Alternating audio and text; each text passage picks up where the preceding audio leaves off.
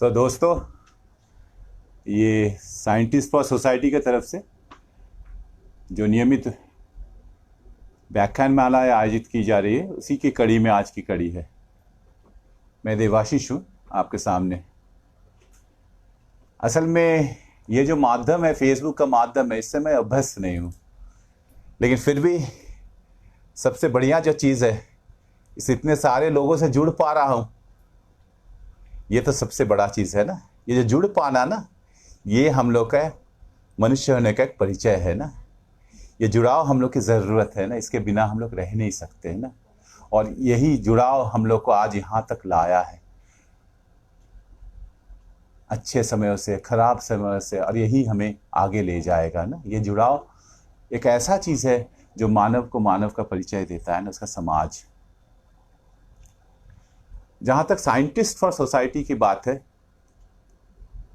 Science for society तभी science society के लिए हो जा सकता है जब साइंस को ले जाने वाले जो साइंटिस्ट हैं वो सोसाइटी के लिए काम कर पाए, काम करें ना।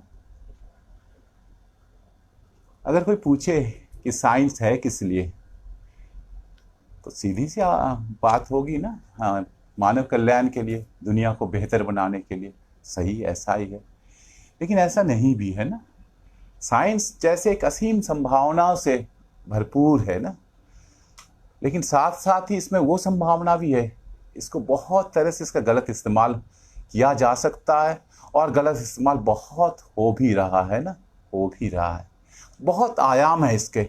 एक तो गलत इस्तेमाल इस तरह से हो रहा है, जैसे आप देखते हैं ना, हाँ, सारे युद्धास्त्र, अभी हम लोग राफेल ले रहे हैं, एक एक राफेल में कितने कितने करोड़ रुपया खर्च हो रहा है। किस लिए है वो? है किस लिए? वो एक मारक ही है ना। तो इंसान को मारने के लिए, इंसान को तरह तरह से उसका ज़िंदगी को बर्बाद कर देने के लिए साइंस को बहुत अच्छे से नियोजित किया जा रहा है ना, है ना। देखिए, एक तरफ है क्या, हम लोग चांद में पानी खोज ले रहे हैं, हाँ, मंगल में शायद बाद में जाने का बात सोच रहे हैं ना। ये भी तो खोज सकता था ना, इस दुनिया में, इस समाज में, इस देश में सभी को पीने का साफ पानी मिले। तो इसका माने साइंस अभी श्रृंखलित है ना, साइंटिस्ट लोग श्रृंखलित हैं। ये तो एक आयाम हुआ। दूसरा आयाम एक है साइंस का अपव्यवहार का, गलत इस्तेमाल का। वो क्या है कि हम लोग साइंस को व्यवहार करते इस समाज में, हाँ, इस दुनिया में जितने सारे अन्याय हैं उन लोगों को सही ठहराने के लिए बहुत सारे चीज़ों को, हमारे बातचीत में ये चीज़ आ जाएगा ना। एक बात साफ है, एक बात साफ है कि साइंस की जड़ें समाज में हैं, साइंस की जड़ें समाज में हैं। साइंस जो है, हम लोग ये कहते हैं आदमी समाज, आदमी जो है ना समाज का, वो साइंस करने के लिए पैदा हुआ है। अब ये बात एकदम निरपवाद रूप से सही है कि ये जो साइंस है, साइंस का बात करें, विज्ञान का बात करें या कला का बात करें ना, ये जो सामाजिक जो ऊर्जा संचित होता है ना, उसका अभिव्यक्ति है। ज्ञान के क्षेत्र में अगर बात करें तो साइंस है, विज्ञान है, और हमारे इच्छाओं के, हमारे रुचियों के, हाँ, हमारे पसंद नापसंद, हमारे मन के जगत के लिए जो है वो कला है। लेकिन दोनों ही ये एक सामाजिक संचित ऊर्जा का अभिव्यक्ति होता है ना। वो जितना निर्बंध होगा, वो जितने लोगों में फैलेगा, वो उतना सच्चे समाज के लिए काम कर पाएगा ना। हाँ? तो और ये जितने लोगों के पास जाएगा, उसकी जड़ें और मजबूत होंगी ना। दुनिया को जब हम लोग नहीं जानते थे, दुनिया रहस्यमयी थी, उस समय बहुत सारे चीज़ों से हम लोग आश्चर्य होते थे, अच्छा भी लगता था। सौंदर्य बोध, वो एक मानवीय गुण है ना, सौंदर्य बोध। वो जानवर में हो नहीं सकता है, क्यों नहीं हो सकता, उसके बातें हम लोग करेंगे, लेकिन वो एक मानवीय बोध है ना। लेकिन एक तो समझना ना, बृहस्पति देवताओं के गुरु हैं, इससे बृहस्पति के बारे में एक बहुत सारा एक डर, हाँ, एक श्रद्धा, बहुत सारा ये हो सकता है। लेकिन बृहस्पति एक विशाल ग्रह है जो और 100 गुना बड़ा होने से एक सूरज बन जाता है ना, ये समझ। हाँ, गैसीय एक पिंड है ना, वहाँ आप खड़े नहीं हो सकते, आप नीचे चले जाएंगे ना। हाँ, घनत्व पृथ्वी से बहुत कम। तो ये जो जानकारी उतना विशाल एक ये है, जो बड़ा होने से सूरज बन सकता था और थोड़ा सा बड़ा होने से, क्या ये समझ के साथ जब हम लोग देखते हैं, तब क्या वो सुंदर नहीं रहता, वो और सुंदर हो जाता है ना। तो ये जो सृष्टि का रहस्य जानना, हाँ, ये क्या सबको इस जानने में जो खुशी मिलती है, सबका हक नहीं है? साइंटिस्ट और सोसाइटी मानता है कि साइंस सबके लिए है, और साइंस ये तो जैसे मैंने कहा कि निरुपवाद रूप से साइंस ये एक सामाजिक गतिविधि है। हाँ, लेकिन ये अब जरूरत भी है इसकी ना। अब यो समय आ गया कि सबके पास साइंस पहुंचे, साइंस लोगों का प्राधिकार हो। साइंटिस्ट फॉर सोसाइटी एक छोटी सी शुरुआत इसमें कर रहा है, और जितने लोग जुड़ेंगे, हम लोग उम्मीद रखते हैं, एक उम्मीद से ही तो सब कुछ करते हैं ना, उसको साकार करना होगा, लोगों तक साइंस पहुंचाना ना। आप सोचिए ना, लोगों को क्यों जानकारी की जरूरत है, लोगों को सभी तरह के जानकारी की क्यों जरूरत है। आप सोचिए, ज्ञान क्या है, हम लोग इस दुनिया में बस एक ही बार गुजरते हैं, वो भी थोड़े समय के लिए ना। वो जैसे मेरे लिए सही है, वो सबके लिए सही है ना। तो उसमें अगर किसी का जीवन कुंठित रह जाए ज्ञान के अभाव से ना, हाँ, उसके उम्मीदें नष्ट हो जाए, तो उससे बड़ा और उससे व्यापक त्रासदी और क्या हो सकता है ना। तो साइंस को तो सबके पास पहुंचाना ये एकदम एकदम बहुत जरूरी है। ये जो व्याख्यान मालाएं हैं, ये कड़ी में है। कभी कभी ये लग सकता है कि शायद इन कड़ियों में आपस में संबंध नहीं है, लेकिन संबंध है। इसीलिए मैं तो पिछले कड़ी से कभी कभी जुड़ाव महसूस होगा। खैर, हम लोग का आज का विषय है ह्यूमन इवोल्यूशन। अच्छा, यहाँ एक बात मैं कर दूं, इवोल्यूशन जो शब्द है, इवोल्यूशन को क्या कहूं, क्योंकि इवोल्यूशन में बहुत सारा कुछ मिला हुआ है ना। निश्चित रूप से इवोल्यूशन बदलाव है। वो बदलाव फंक्शनल बदलाव हो सकता है, गतिविधि में बदलाव होता है, वो आकृति में बदलाव हो सकता है, उसमें चीज़ें जुड़ते हैं, आकार बड़ा हो सकता है, वो भी हाँ इवोल्यूशन है ना। उसमें नए नए गुण, नए नए लक्षण उभरते हैं, वो भी इवोल्यूशन है ना। वो संकुचित भी हो सकता है, वो भी इवोल्यूशन है। इवोल्यूशन का एक खास दिशा ही होगा ऐसा भी कोई ज़रूरत नहीं है ना, जरूरी नहीं है। यहाँ तक विलोप हो जाना भी इवोल्यूशन का ही एक मंजिल है ना, निश्चित रूप से। इसलिए इवोल्यूशन को इवोल्यूशन ही रहने देते हैं ना। क्योंकि जब क्रमिक विकास कहते हैं, या हाँ एक क्रम का बात करते हैं, एक रास्ता का बात करते हैं, तो कभी कभी गलतफहमी होती है ना। और कभी कभी लोगों को हम लोग मौका दे देते हैं इवोल्यूशन का गलत मान इस्तेमाल करके उसके सहारे बहुत सारे अन्यायों को औचित्य देना ना। हाँ, तो मानव उत्पत्ति के सिद्धांत, धारणाएं तो बहुत थी, क्योंकि हम लोग जानते हैं ना, जैसे एक धारणा तो है ना, हाँ हम लोग को आए ही हैं कैसे, हो ही सकते इस दुनिया में कैसे, क्योंकि उनके बिना तो कुछ हो ही नहीं सकता ना। उनके बिना, उनके मन के बिना कुछ भी नहीं हो सकता है, पत्ता तक नहीं हिल सकता है ना। वो है एक पूरा दुनिया को रचने वाले, ये तो पहले से इतना। और शायद हाँ, उनका सबसे प्रिय सृष्टि हम लोग हैं, हम लोग के लिए वो दुनिया को बनाए हैं, और उस दुनिया में, इन दुनिया को एक एक करके बना के सबसे अंत में हम लोग को लाए, हम लोग को लायक एक दुनिया दिया उन्होंने। ये भी एक धारणा है, इसको लेकर हंस सकते हैं, लेकिन ये हम लोग देखेंगे, हाँ हम लोग बोल सकते हैं कि ये शायद बहुत पुरानी धारणा है ना, वो एक पिछड़ा हुआ धारणा है, लेकिन हम लोग देखेंगे यही धारणा अलग अलग रूपों में बार बार आया है, शायद अभी भी आ रहा है, नाम बदल कर आता है ना, नाम बदल कर आता है। तो खैर, इवोल्यूशन, तो अब इसको कोई अगर कहे कि इवोल्यूशन नाम का कोई चीज हुआ नहीं है ना, तो किसी का कहना या नहीं कहने से कोई चीज तो होता नहीं है ना। इवोल्यूशन निश्चित रूप से एक तथ्य है, सच्चाई है। लेकिन फिर इवोल्यूशन के सिद्धांत भी उसके साथ साथ आएंगे। इवोल्यूशन सिद्धांतकार, इवोल्यूशन के सिद्धांतों के व्याख्याकार भी उसी तरह से आएंगे ना। हाँ, इसे थियोरी ऑफ एवोल्यूशन भी है ना। और हम लोग उस कड़ी में जो सबसे बड़ा नाम जिनका लेते हैं, वो तो चार्ल्स डार्विन का लेते हैं। खैर, चार्ल्स डार्विन का जब नाम लेते हैं तो उनके साथ साथ वालस का भी नाम लेना चाहिए। दोनों समसामयिक थे, एक ही समय के थे, लेकिन दोनों एक दूसरे से स्वतंत्र इसी निष्कर्ष पे पहुंचे ना। हाँ, natural selection, origin of species ना, प्राकृतिक चयन का सिद्धांत पर ना। हाँ, कोई प्रजाति का हाँ आविर्भाव कैसे होता है ना, प्रजातियां एक प्रजाति से दूसरे प्रजाति में बदलती कैसे है ना। यही जो जैविक जो इवोल्यूशन ना, हाँ लाइफ का जो इवोल्यूशन, वो कैसे होता है ना। लेकिन ये सिद्धांत तो मन में पैदा होती है ना, और कोई भी सिद्धांत, कोई भी धारणा जो पैदा होती है वो कपोल कल्पना नहीं होती है ना, आसमानी कल्पना नहीं होती है ना। हाँ, वो कोई अटकलबाजी नहीं होती है ना, उसके लिए मौजूद रहता है दुनिया में कुछ चीज़ें जिस पर आदमी अपना उस धारणा को बैठाता है और आगे से उसका कल्पना फिर उससे उस जमीन से उड़ान भरती है ना। आदमी जब इस दुनिया में आया, और हम लोग अगर आदमी यहाँ के सभ्यता का इतिहास को बोले तो इस दुनिया का इतिहास में वो एक पल के बराबर भी नहीं है ना। कुछ 10,000 साल, कुछ 1,000 साल सभ्यताओं का इतिहास है, या कुछ भी आप कहिए ना, ठीक है।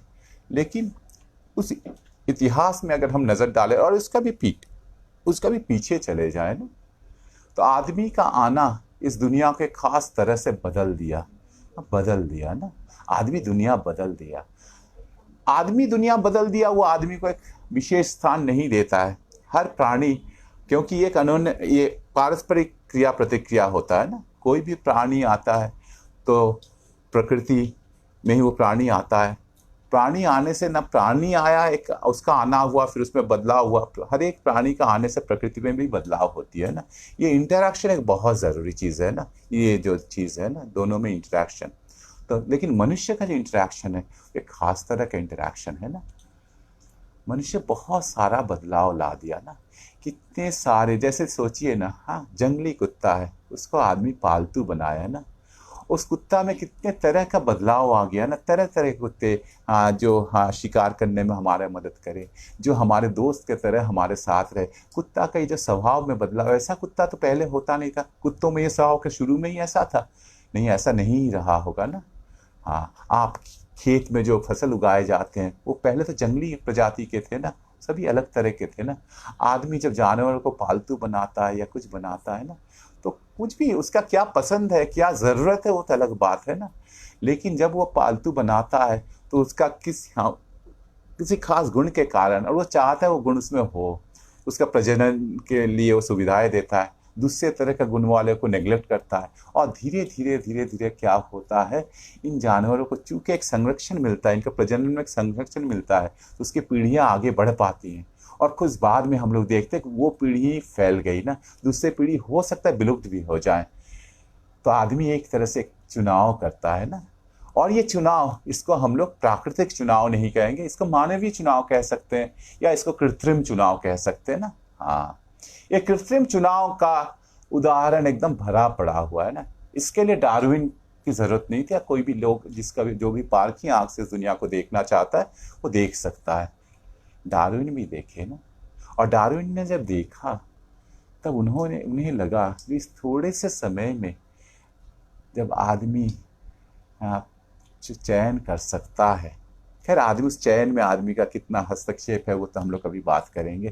तो प्रकृति जिसको करोड़ों साल मिली है वो तो कर ही सकता है ना। और इसी तरह से प्राकृतिक चयन का सिद्धांत का जन्म हुआ ना। प्रकृति माने उसकी जो सृष्टिशीलता है, वो उसकी प्रचुरता का कोई ठिकाना नहीं है ना। कितने जीव, कितने पेड़ पौधे, कितने तरह के जीव प्रचुर मात्रा में, इतने ज्यादा संख्या में वो सृष्टि करती है, रचती है कि सारे जरूरत से ज्यादा आ जाते हैं ना। तो फिर प्रकृति को एक चुनाव का भी मौका मिलता है ना। एक चीज है जो प्राकृतिक चयन का एक जो सबसे मूल बात है, वो है अनुकूलन। प्रकृति का कोई पीछे उसका अंतर्निहित उद्देश्य नहीं है कि उसको मानव के आने के लिए प्रतीक्षा कर रही थी ना।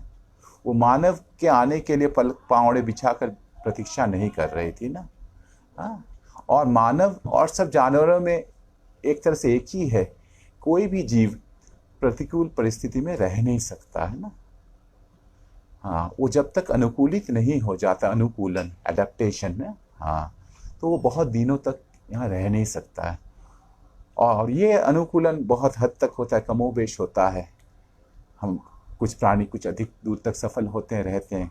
बहुत सारे प्रजातियां विलुप्त हो गई हैं। अभी जितने सारे प्रजातियां अस्तित्वमान हैं उससे कहीं कहीं बहुत बहुत अधिक संख्यक प्रजातियां विलुप्त हो गई है ना।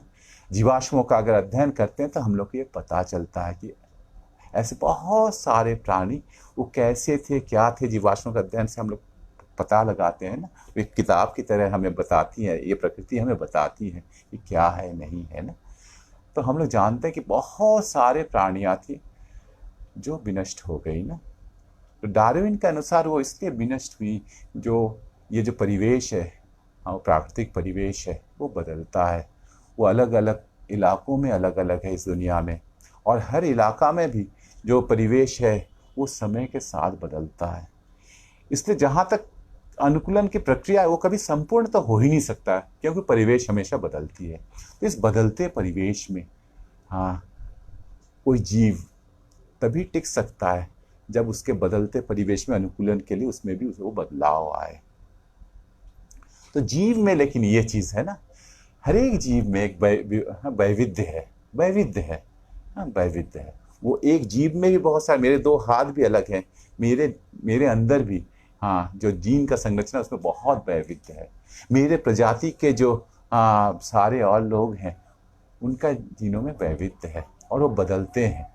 कुछ आकस्मिक परिवर्तन होते हैं ना, बाहर से बहुत सारे विकिरणें आ रही हैं ना, कॉस्मिक किरणें कह सकते हैं, और कुछ और बहुत सारे कारण हैं जिसमें क्या होता है, हमारे जीन में कोई आकस्मिक परिवर्तन आ जाता है ना। और हम लोग जानते हैं वंशानुक्रम एक चीज़ होती है ना, वो जीन उसी को एकदम हूबहू ऐसा करके अगले पीढ़ी में वो भेज देती है ना, उसका प्रतिलिपि बनती है, अगले पीढ़ी में हाँ चली जाती है, संचारित हो जाती है। तो वो गुण अगली पीढ़ी में जाते जाते तो संचित हो जाती है ना।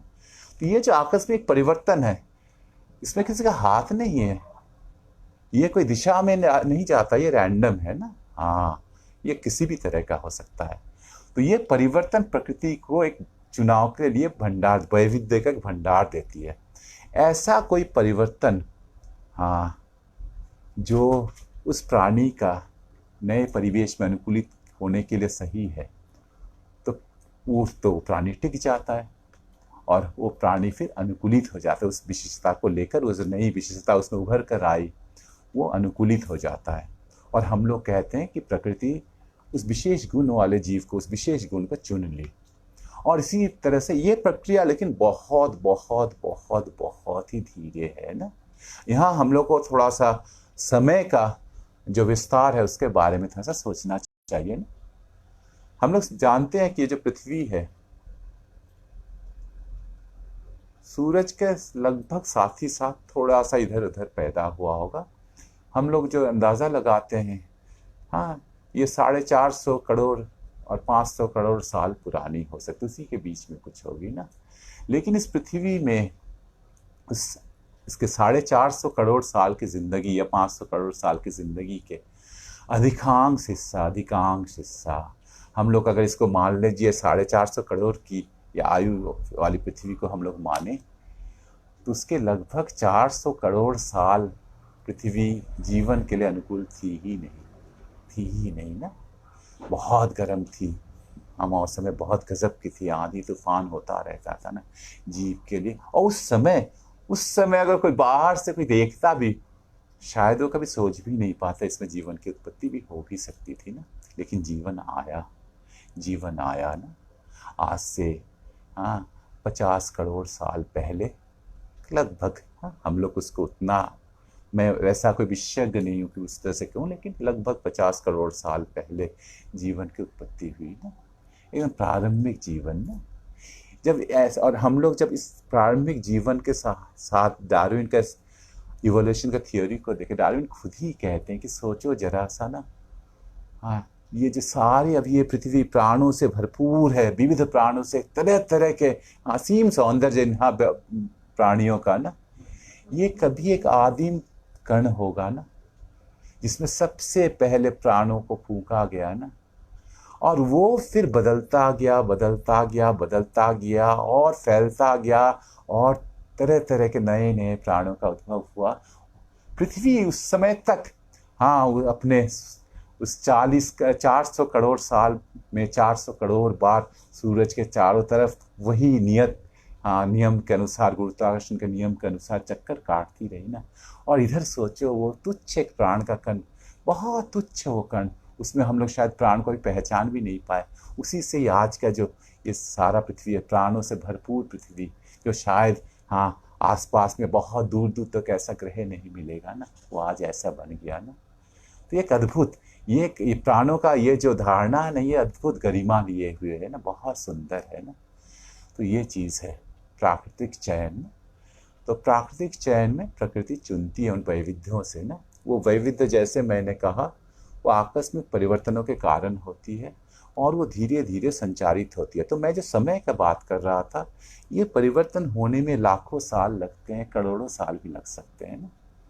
तो जहाँ तक मानव इतिहास का बात है, हम लोग जब से होश संभाले उस समय की बात है, या मानव सभ्यता का अगर बात करें, ये जो 10,000 साल बाद ना, 10,000 साल का या ऐसा का, 10,000 साल वो बहुत छोटा सा एक पल है। उसमें हम लोग इवोल्यूशनरी चेंजेस नहीं देख पाते हैं, नया प्रजाति आके उद्भव हुआ उसका वो नहीं देख पाते हैं ना, नहीं देख पाते हैं ना। इस समय का ख्याल रखना, इस समय का पैमाने का ख्याल रखना बहुत ज़रूरी, बहुत बहुत ज़रूरी है।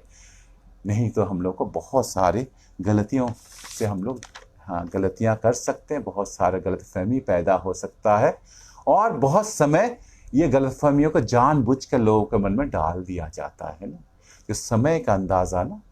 क्योंकि हम लोग कहते हैं कि पहले हम लोग बानर थे ना, नर और बानर एक ही प्रजाति के थे, एक ही क्रम में थे, एक ही जैव क्रम में थे, प्राइमेट्स में थे ना। फिर बानर से नर अलग हो गया ना, और वो नर, तो ये जो बानर से नर हुआ ना, तो बहुत लोग प्रश्न करते हैं कि बानर से जब नर हुआ तो अभी भी बानर रह गए कैसे, वो बानर अभी भी बानर ही क्यों रह गए, वो बानर भी तो फिर नर हो सकते हैं, वो क्यों नर नहीं हुए। तो हम लोग शायद आगे जाने, इसमें ये एक बहुत बड़ी बात है। एक बात ये भी है, समय, ये जो समय है ना, खैर हम लोग और आगे थोड़ा सा बढ़े ना, तो डार्विन अपने सिद्धांत, डार्विन और वॉलेस अपने सिद्धांत जो लाए वो लगभग 1859 में। लेकिन ऐसा नहीं है कि डार्विन को अचानक ये ख्याल आया ना। हम लोग जानते हैं डार्विन अभियान में गए थे ना, गैलापागोस ये में, और बहुत सारे ऑस्ट्रेलिया का इसमें भी गए, बहुत सारे जगह गए ना। और ये आपको 2 दशक या उससे भी अधिक समय तक डार्विन का ये चला। डार्विन जिसमें जा रहे थे उस समय ये जो क्रिएशनिस्ट धारणा वो लोगों के मन में, प्लेटो उसके लिए हाँ हम लोग उसको प्लेटोनिक धारणा भी कहते हैं ना, हाँ कि कोई एक सभी कुछ को रचने वाला है ना। और ये मानव का आना एक पूर्व निर्धारित घटना, मानव को तो आना ही था। तो डार्विन भी इसका शिकार थे। लेकिन डार्विन हाँ को ये समझ अंत तक आ गया कि ऐसा नहीं है, मानव का यहाँ आना एक संयोग है ना, जिसको हम लोग होमो सैपियंस प्रजाति का कहते हैं, उसका आना एक संयोग था। लेकिन डार्विन के साथ जो थे वॉलेस, वो उस पुराने धारणा से ही इसकी बात को हम लोग करेंगे ना कि कोई एक होना चाहिए, कोई एक पहले से डिज़ाइन किया हुआ है, इसका आने का पहले से तय था ये ना। वॉलेस इसी धारणा में रह गए, जबकि वो भी प्राकृतिक चयन का सिद्धांत लाए। तो हम लोग यहाँ जब साइंस का बात करते हैं तो साइंटिस्ट का बात करें, और साइंटिस्ट कोई अलग थलग दुनिया से कटा हुआ नहीं होता है मनुष्य। उसी समाज में उस समय का समाज का, उस समय का जो धारणा है, उस समय के जो भी चीज़ें हैं, दर्शन है, उस पर भी उसका प्रभाव उस पर भी रहता ही है। तो खैर उस बारे में हम लोग आगे जाएंगे। लेकिन यहाँ केवल डार्विन का बात करने से, क्योंकि डार्विन का 1856 के बाद, 1859 के बाद हाँ हम समझते हैं कि और 160 साल बीत गए ना। और 160 साल बाद, और ये हम लोग समझ ही सकते हैं कि डार्विन के समय सब कुछ तो पता नहीं चला था ना।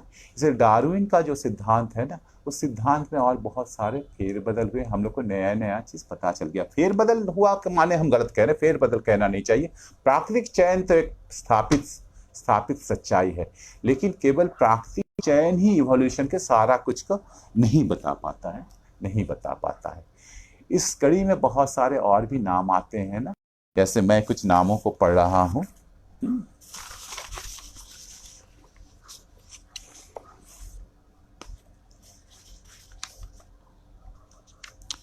यहाँ नाम आता है, J.D. बर्नाल का नाम आता है, हेल्डेन का नाम आता है, हाइमन लेवी का नाम आता है, हॉगबेन का नाम आता है, जोसेफ नीडहैम का नाम आता है, और उसी कड़ी में आगे जाकर हाँ स्टीफन जे गोल्ड का नाम आता है, रिचर्ड लेविन का नाम आता है ना। हाँ फिर और भी कुछ नाम आते हैं, हाँ रिचर्ड लेवेंटिन का नाम आता है, रिचर्ड लेविन्स का नाम आता है, और भी नाम है ना। ये सब भी किसी न किसी तरह से इस इवोल्यूशन के सिद्धांत में योगदान किए और एक वैज्ञानिक तरह से उसमें हम बदलाव लाए, समझ को और ज़्यादा समृद्ध किए ना। हाँ हॉगबेन जो थे वो उस समय, ये पिछले सदी, ये सभी कोई पिछले सदी के थे। स्टीफन जे गोल्ड इस सदी के शुरू में ही उनकी मौत हो गई, हाँ 60 साल की उम्र में ही मौत हो गई ना।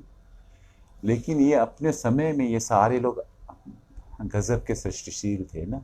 हाँ हॉगबेन उस समय अफ्रीका में जब नस्लवाद का राजनीति पूरा जोरों में था ना, नस्लवादी सारा कुछ चल रहा था ना, वर्णभेद का ये चल रहा था, लेकिन ये वर्णभेद केवल वहाँ की सरकार, वहाँ की सत्ता नहीं कर रही थी, और सत्ता जब करती है तो सारी चीज़ों में छा ही रही थी, वहाँ का विज्ञान में भी वर्णभेद का बात हो रहा था ना। हॉगबेन इसके विरोध में बात उठाते थे, वो कहते थे ये कभी भी कोई वैज्ञानिक सच नहीं हो सकता है, हाँ ये अलग अलग नस्ल का बात वैज्ञानिक सच है नहीं ना। हाँ और पिछले ही सदी में और एक चीज़ जोर पकड़ी थी, अभी थोड़ा सा सीमित है, यूजेनिक्स। दो चीज़ होता है, एक होता है यूजेनिक्स और होता है यूथेनिक्स। दोनों यू जो शब्द जब भी लगाता है और कोई बेहतर के लिए और अच्छा के लिए और श्रेय और उत्कृष्ट किसी के लिए ना, उत्कृष्ट जीवन के लिए ना, और उत्कृष्ट तरह का मानव को कैसे पैदा किया जाए, कृत्रिम रूप से प्रयोगशाला में प्रजनन करा के ना, प्रयोगशाला में कैसे ये पैदा किया जाए, यूजेनिक्स ना। तो जो नेचर और नर्चर, हाँ जो अंतर्वस्तु और परिवेश का बीच का द्वंद्व है ना, हाँ तो हॉगबेन का कहना था ये द्वंद्व को अगर आप देखें तो यूजेनिक्स हो नहीं सकता है ना। हाँ प्रयोगशाला में सब कुछ नहीं हो जा सकता है ना, परिवेश का और मनुष्य का जो सामाजिक ये है उससे कटकर आप कुछ अलग से कर नहीं सकते। हॉगबेन ने ये आवाज़ उठाई। यूथेनिक्स, लेकिन यूथेनिक्स इतना बड़ा चीज़ नहीं सोचता, वो सोचता है कि आदमी उसका जो ज़िंदगी है, उसकी ज़िंदगी को और थोड़ा सा परिवेश में बदलाव ला के उसका ज़िंदगी में, उसकी गतिविधियों में और कैसे उसका उन्नति कैसे करे, उसको और उन्नत कैसे किया जाए। तो खैर हॉगबेन, लेवी का ख्याल कर, लेवी का मानना था, वो मैथमेटिशियन थे ना। हाँ वो ये दिखाते थे कि कोई भी जीवन, चाहे पौधे हो, पेड़ पौधे हो, कोई भी जीवन, वो कैसे प्रकृति के साथ उसके इंटरेक्शन के कारण बदलाव आता है, वो भी बदलाव, उसमें भी बदलाव आता है, प्रकृति में भी बदलाव आता है, ये दोनों बदलाव साथ साथ होते हैं। ये जो आपसी द्वंद्व, ये एक बहुत बड़ा चीज़ है ना, ये बहुत बड़ा चीज़ है ना। ये द्वंद्व को हम लोग कभी, ये दो तरफ, दोनों, इसमें आप किसी को ज़्यादा किसी को कम करके नहीं आ, क्योंकि ये दोनों का बीच का ये है ना। अनुकूलन की भी जो प्रक्रिया है, अनुकूलन कोई प्रकृति अपने से नहीं तय करती है, यह प्रकृति और उस जीव के बीच का अन्योन्य क्रिया है, और वो हर एक स्तर में होता है ना। तो लेवी ने ये दिखाया, G.D. बार्नाल, हेल्डेन और ओपरिन, हाँ इस तरह से दिखाया कैसे से, है ना, जिनमें प्राण नहीं है, वैसे अणुओं से, ऐसे कणों से कैसे प्राण की सृष्टि हुई ना, और कैसे वो आने से कैसे बदलाव आया, और जो प्राणी आया तो वो ऐसे परिस्थिति को बदल दिया जिस परिस्थिति में वो पैदा हुआ था। तो फिर से वो जो अन्योन्य क्रिया की बात हो रही है ना।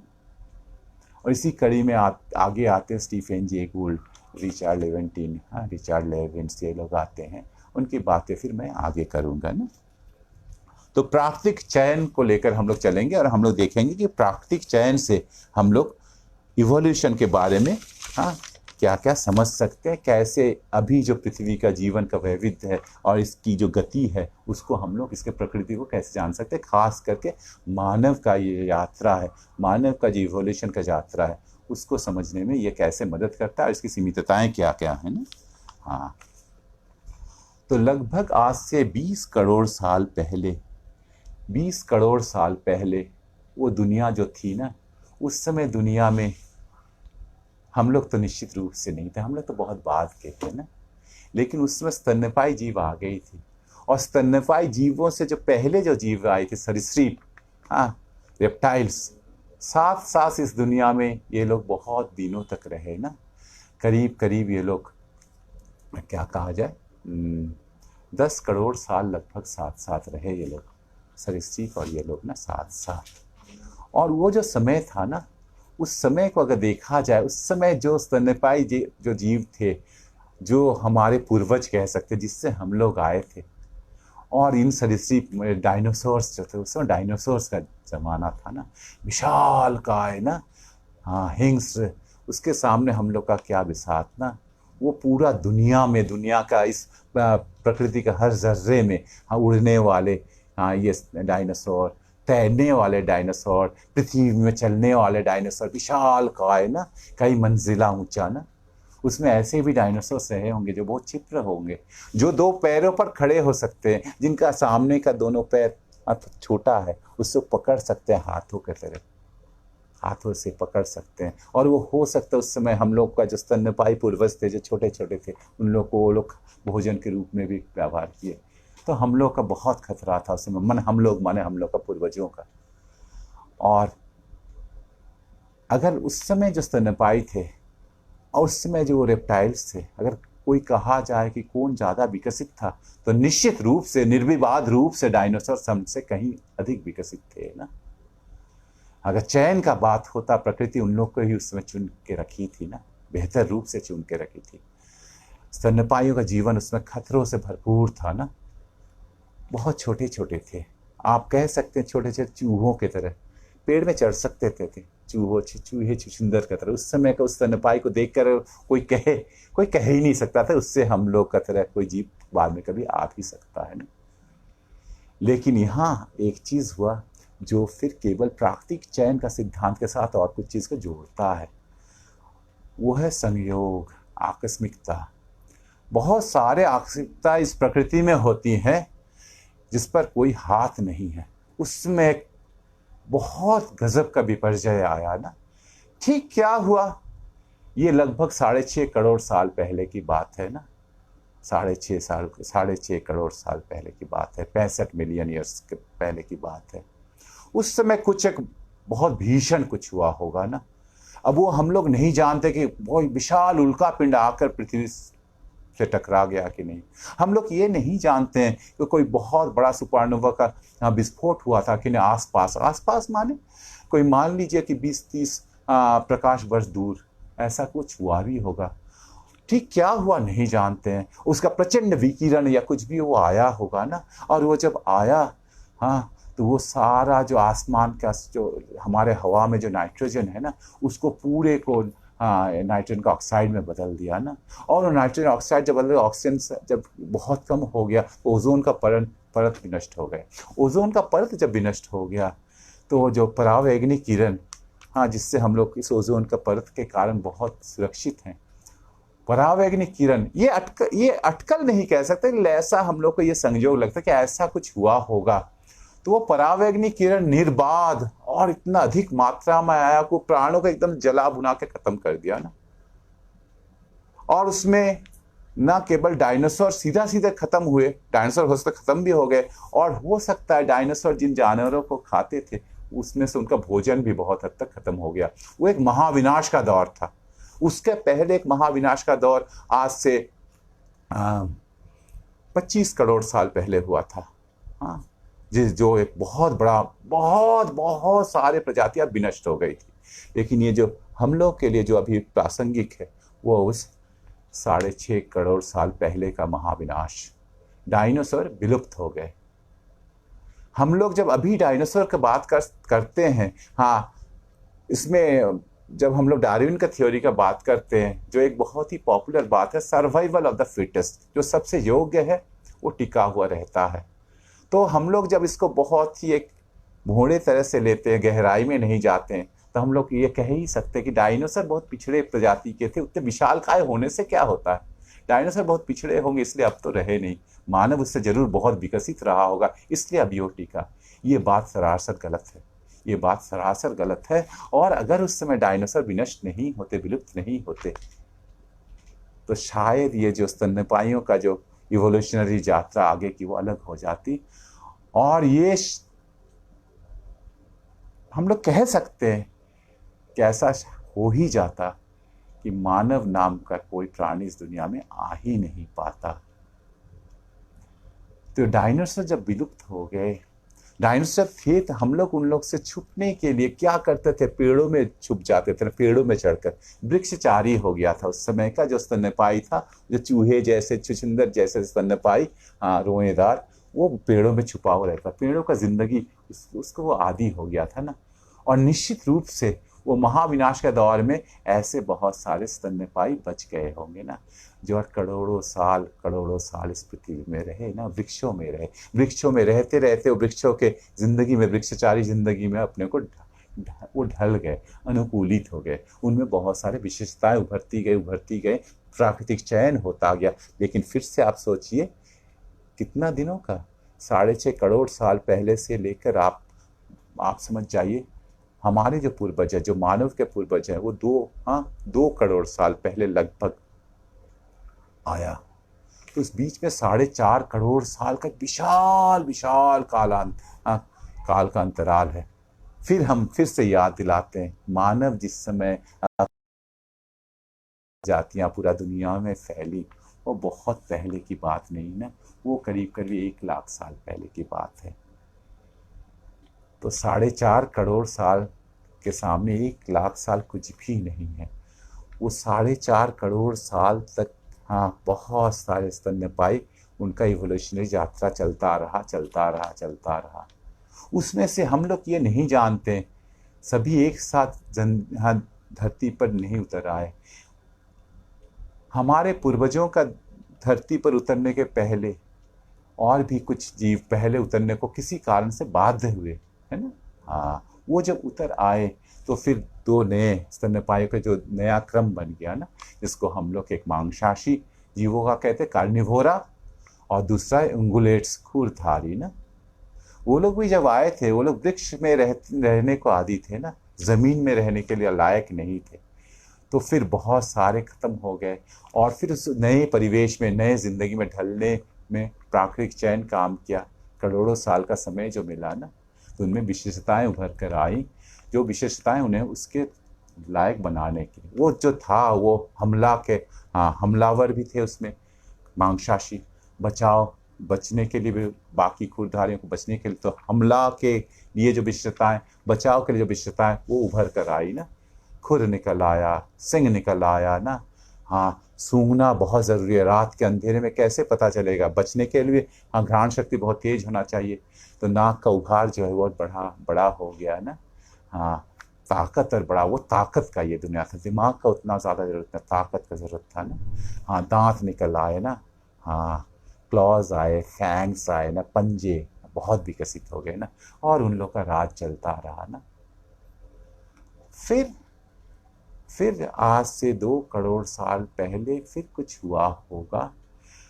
आप समझते भी हैं, एक ही तरह के जीव जब हमारे जो पूर्वज, जो प्राइमेट ऑर्डर के नर बानर प्रजाति, वो तब बन गए, वो वृक्षों में तब भी रह रहे थे ना।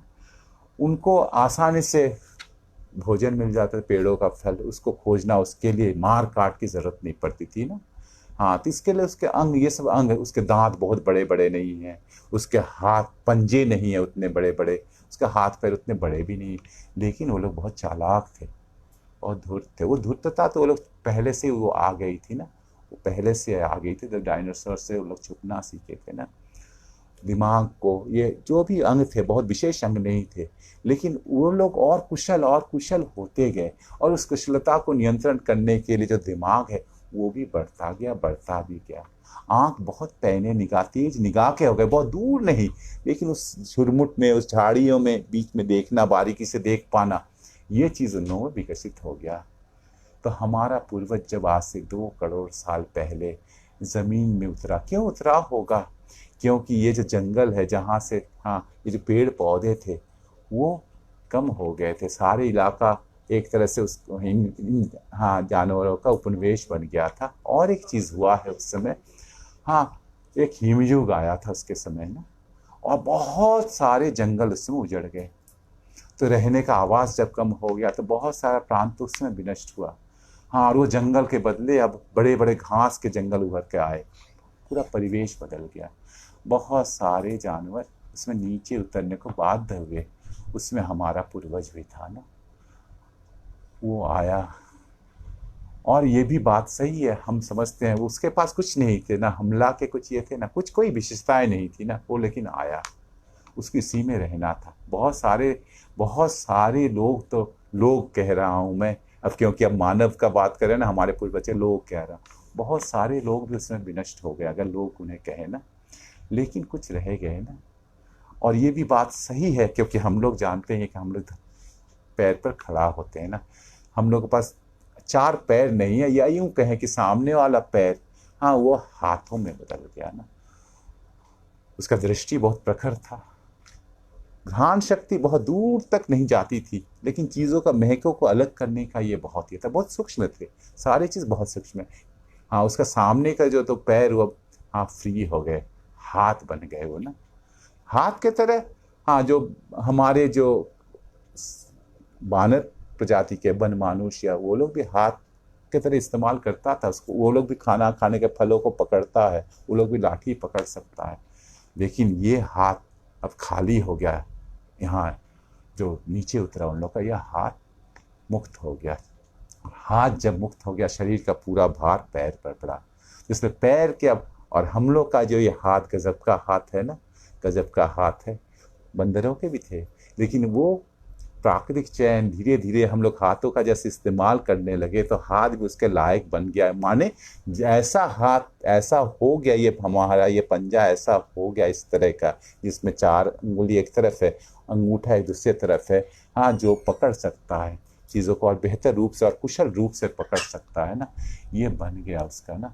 पैर में इसका जरूरत नहीं था, इसके पैर के अंगूठे छोटे हो गए, सब कुछ हो गए, वो तो इस पर पूरा भार रख के हम लोगों को खड़ा होना था ना।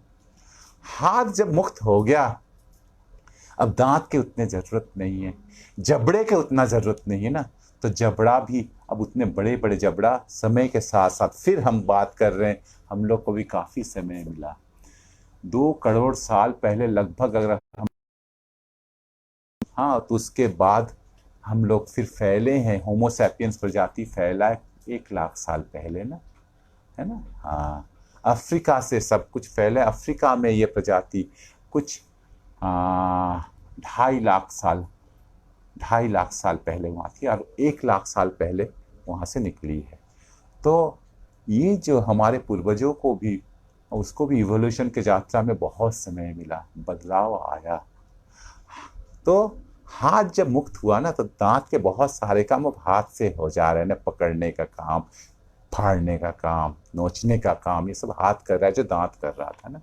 जबड़े, और हमारे पास एक दिमाग था, ये गजब चीज था ना, एक विकसित दिमाग था, विकसित दिमाग था, हाथ था, उन हाथों को चलाने के लिए, नियंत्रित करने के विकसित दिमाग था। तो दोनों ही आस्था से दोनों का विकास होता गया, और आगे आगे आगे और बेहतर दोनों ही और बेहतर हो गए ना। हाँ, तो यहाँ थोड़ा सा हम लोग इस दिमाग का बारे में बात कर लेना। जीवों का इवोल्यूशनरी यात्रा के साथ इस दिमाग का भी, ये जो अंश है शरीर का, उसका भी एक यात्रा हुआ ना, इवोल्यूशनरी यात्रा उसका भी हुआ ना, वो भी करोड़ों साल का उसका यात्रा हुआ ना, सबसे प्राचीन। और वो दिमाग का जो इवोल्यूशन हुआ, वो एक तरह से भीतर से बाहर की तरफ, भीतर से बाहर की तरफ, भीतर से बाहर की तरफ, माने सबसे आदिम जो दिमाग है वो सबसे अंदर है, वो एक डंठल की तरह है ना। सबसे जो जीवन के जो मूल प्रक्रियाएं हैं जीवित रखने के लिए, जैसे दिल का धड़कन चलता रहे, सांस ले पाए, एकदम एकदम सबसे बुनियादी जो जीवन के ये है, वो इस डंठल से हो रहा है ना, वो हम सब में है, सबसे प्राचीन है ना। उसके बाद आया करोड़ों साल बाद, हाँ, हाँ, ये फिर उसका ऊपर चढ़ गया ना, जिसको हम लोग कह सकते हैं सरीसृप तंत्र का दिमाग ना, आर कॉम्प्लेक्स, रेप्टाइल कॉम्प्लेक्स ना। हाँ, रेप्टाइल कॉम्प्लेक्स जब आया, तो क्या उस दिमाग के, क्या वो किस किस काम के लिए था। हाँ, आप समझते हैं, मगरमच्छ तो अभी भी है ना, भले डायनासोर्स नहीं है, लेकिन बहुत सारे सरीसृप अभी भी है, मगरमच्छ तो देखते ही है ना। आक्रामकता ना, हमला करने का ये जो बोध ना, हाँ, रोज कुछ खास तरह से जीने की आदत से कुछ चीजें चलते रही, आदत से हम लोग जो भी काम करते हैं, वो आदत का ये, उसमें ढलना, एक क्षेत्राधिकार का बोध है ना। हाँ, झुंड का, ये झुंड में जब मगरमच्छ रहते हैं तो उनमें एक पदानुक्रम रहती है ना, ये सब चीज हाँ ब्रेन का उस आर कॉम्प्लेक्स में आया। उसके भी और बहुत बाद जब स्तन्यपायी आए तो स्तन्यपायी में और एक चीज लिम्बिक सिस्टम कहते हैं, वो फिर उसमें उसका ऊपर आ गया ना। ये लिम्बिक सिस्टम, स्तन्यपायी आप समझते हैं माँ दूध पिलाने वाली ना, तो ये सारे अनुभूतियों का स्नेह प्यार, बच्चे का लालन पालन के लिए उसका प्रति जो एक कॉन्सर्न है, ये सभी चीज़ें हाँ ये वो लिम्बिक सिस्टम में वहाँ से तय होता है ना। हमारे जो मिजाज हैं, हमारे जो अनुभूतियाँ हैं, इमोशंस हैं, वो इस लिम्बिक सिस्टम में है ना। उसके बाद जब हमारी प्रजाति जब आई तब तक दिमाग में और एक परत चढ़ने लगा ना, जो हमें इंसानों में इंसान का परिचय दिया ना, वो है सेरिब्रल कॉर्टेक्स। सेरिब्रल कॉर्टेक्स ऊपर से ढक के सारे के ऊपर के आवरण के रूप में, लेकिन ये केवल आवरण मात्र नहीं, अगर आकार का बात किया जाए यह दिमाग का 2/3 अंश ये पूरा ढका हुआ है ना, है ना। ये वो जगह है जहाँ सब कुछ हाँ जो इंसान का जो परिचय है वो परिचय यहीं से पैदा होता है। मैं थोड़ा सा कुछ चीज़ें रेफर करके आपको कह रहा हूँ।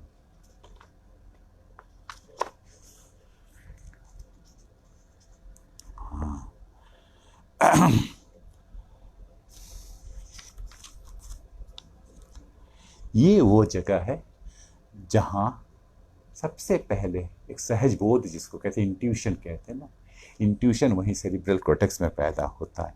लेकिन केवल सहज बोध नहीं, ये वो जगह है जहाँ हम लोग एक बहुत सोच विचार के साथ, सोच समझ के साथ चीज़ों का विश्लेषण कर सकते हैं, क्रिटिकली चीज़ों का एनालाइज कर सकते हैं ना।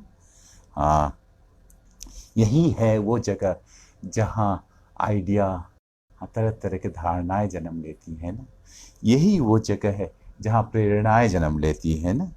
यही वो जगह है जो बाद में विकसित होके हम लोग को लिखने लायक बनाया, हम लोग को पढ़ने लायक बनाया, यही हाथों को सबसे अच्छे से चलाने लायक बनाया, बोलने का ये सभी कुछ यही यहाँ से ही आता है ना। इसी के कारण हम लोग गणित कर सकते हैं, इसी से हम लोग हाँ यही हम लोग का संगीत का भी ये क्षमता यहीं से पैदा होता है ना, है ना। ये वो जगह है जहाँ पदार्थ अपने को चैतन्य के रूप में अभिव्यक्त करती है। यहाँ बात मेरा समझिएगा, यहाँ मैं बात को किस तरह से कह रहा हूँ। मैं नहीं कहा कि पदार्थ चैतन्य में बदल गया, चैतन्य पदार्थ से अलग चीज है, ये मैं नहीं कह रहा हूँ। मैं ये कह रहा हूँ पदार्थ अपने को चैतन्य में अभिव्यक्त किया। ये चैतन्य कोई अलग सा कोई हाँ ये हमारे अस्तित्व से अलग कुछ नहीं, हमारा शरीर और हमारे ये चैतन्य, ये इसको आप कह सकते हैं ये हमारे मस्तिष्क का एक गतिविधि है। ये सोच कहिए, विचार कहिए, धारणाएं कहिए, है ना, कल्पना कहिए, हाँ आप स्पिरिट्स का बात कीजिए, आप जिस तरह से नाम से पुकार लीजिए, ये इस दिमाग का हाँ एक पदार्थ का, एक वस्तु का वो गतिविधि है।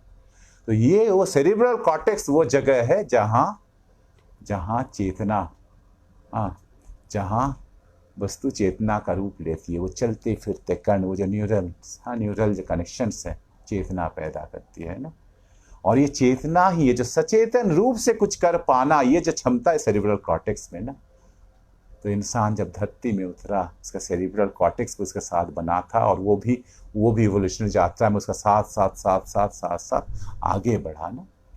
तब उसके पास एक बहुत अच्छा दिमाग था। और ये जो दिमाग है, ये जो सेरिब्रल कॉर्टेक्स है, इस सेरिब्रल कॉर्टेक्स में बहुत सारे घाटियां हैं, उतार चढ़ाव हैं, बहुत ये गजब का ना। ये जो आप देखेंगे ना, इसमें आप अचरज कर सकते हैं, बहुत विस्मित हो सकते हैं हम लोग ना, अप्रिशिएट कर सकते हैं ना, अमेज्ड हो सकते हैं। हाँ, खोपड़ी, यही तो खोपड़ी का साइज है ना। मेरा खोपड़ी का साइज थोड़ा सा बड़ा है, और मैं बहुत बहुत दिनों तक ये लोगों के सामने रौब जमाता था कि हम और लोगों से बहुत तेज हैं। तो ये धारणा भी सच है, कितना दूर तक गलत है, ये बात भी हम लोग अभी करेंगे ना। लेकिन इसी खोपड़ी के अंदर दिमाग है, उस दिमाग जितना, वो दिमाग का साइज, दिमाग में जितनी चीज़ें हैं, उसका आकार भी है, उसके उसके उसमें जो चीज़ें हैं, उसका तथ्य है, उसका जानकारी है, तो सोच समझ उसका भी भंडार वो बढ़ता गया, तो जगह चाहिए। तो उसमें ऐसे ऐसे उतार चढ़ाव, कॉन्वोल्यूशंस है ना, जिससे उसी जगह में बहुत सारा हमारा जो क्षेत्रफल है, सतह का क्षेत्रफल, बड़ा क्षेत्रफल उसका अंदर समा जाए। और ये सेरिब्रल कॉर्टेक्स,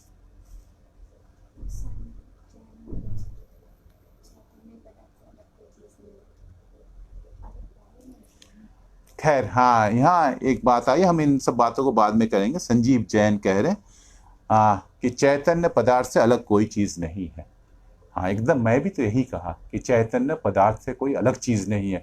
पदार्थ चैतन्य में बदल गया, चैतन्य में बदल गया नहीं। हाँ, पदार्थ चैतन्य के रूप में हाँ अपने को अभिव्यक्त किया। चैतन्य पदार्थ से अलग कोई चीज नहीं, एकदम सही बात है, सही बात है ना। हाँ, तो ये जो हम लोग एक ही तरह से सोचते हैं, एक ही समझ तक पहुंच पाते हैं, या हम लोग, हाँ हो सकता है हमारी धारणा अलग हो, ये भी एक मानवीय ये है ना। खैर, तो ये जो दिमाग है, दिमाग के दो भाग है ना, दाहिना हिस्सा, बायां हिस्सा ना। और ये दाहिना हिस्सा और बायां हिस्सा, दाहिना हिस्सा जो है, ये जो अर्धगोला है, जो हेमिस्फेयर, राइट हेमिस्फेयर है, वहाँ वहाँ क्या होता है, वहाँ हम लोग चीज़ों का पैटर्न पहचानते हैं ना। क्योंकि पैटर्न पहचानना, हाँ चीज़ों में एक पैटर्न देखना, नियम देखना, एक छंद देखना, ये विज्ञान का एक बहुत बड़ा ज़रूरत है ना। गणित के लिए भी बहुत ज़रूरी चीज़ है। तो पैटर्न पहचानने का केंद्र वहाँ है, वहाँ से ही हमारा सहज बोध पैदा होता है, वहाँ से ही हाँ हमारे सेंसिटिविटी, अनुभूतियाँ, हाँ हम लोग जो अनुभूति प्रवण संवेदनशील बनते हैं, वही है उस राइट हेमिस्फेयर में ना। वहाँ से ही सृष्टिशील हाँ धारणाएं पैदा होती हैं ना, जो ज्ञान का आधार है ना। और इधर क्या है, लेफ्ट वाले में होता है वहाँ तार्किक, हाँ तार्किकता, हाँ वहाँ चीज़ों को विश्लेषण करने का क्षमता, वहाँ चीज़ों के बारे सोच समझ कर हाँ उसको सोच विचार करने का, धारणाएं जन्मने का। तो ये दोनों मिलाकर हाँ मनुष्य को मनुष्य बनाता है ना। और दोनों में हमेशा हाँ लेन देन होता रहता है ना। इधर ज्ञान का आधार, इधर वो ज्ञान को हाँ सही ज्ञान है कि ये उसका देखना, वहाँ तक पहुँचना। तो ये है सेरिब्रल कॉर्टेक्स। ये मानव के मस्तिष्क का ये भाग मानव मस्तिष्क का भाग है ना। हमारे पहले का जीवों में ये मस्तिष्क का ये भाग है नहीं, विकसित नहीं हो पाया। मैं जैसे कह रहा था, यह एक बहुत ज़रूरी बात है। यहाँ एक बात है, बहुत लोगों का प्रश्न है, खास करके जो लोग इस इवोल्यूशन को ही नकारते हैं। खैर किसी का नकारने से ये तो एक सच्चाई है, लेकिन लोग नकारते हैं। वे लोग ये कहते हैं कि बानर, आखिर जो बानर अभी भी बानर क्यों रहेंगे, उनको भी तो इतना समय मिला, ठीक है उस समय वो नर नहीं, तो उन लोगों को भी तो बानर से नर बनने की प्रक्रिया होगी। तो पहला चीज़ तो है, एक तो पहले ही हम लोग काट दे सकते हैं कि इवोल्यूशन का प्रक्रिया बहुत स्लो है। हाँ, ये मानव का सभ्यता का इतिहास, 10,000 साल का इतिहास में एक नया प्रजाति पैदा नहीं होता है। तो ये तो है ना, लेकिन ये सही नहीं, ये कहना बस कह के चुप करा देना होगा। उससे भी ज़्यादा ज़रूरी चीज़ क्या है, मैं जैसे कहा था कि हम लोग का जबड़ों का ज़रूरत नहीं था, जबड़े उतने विकसित नहीं थे, उतना मजबूत जबड़ा नहीं था। जगह मिला दिमाग को बढ़ने का, दिमाग के लिए जगह है, दिमाग के लिए ये जो स्ट्रक्चर बन जाता है ना, वो प्राकृतिक चयन को सभी कुछ करने को नहीं देता है ना। वो प्राकृतिक चयन के रास्ते में थोड़ा सा रोड़ा बनाता है कि कुछ स्ट्रक्चर्स बन जाते हैं।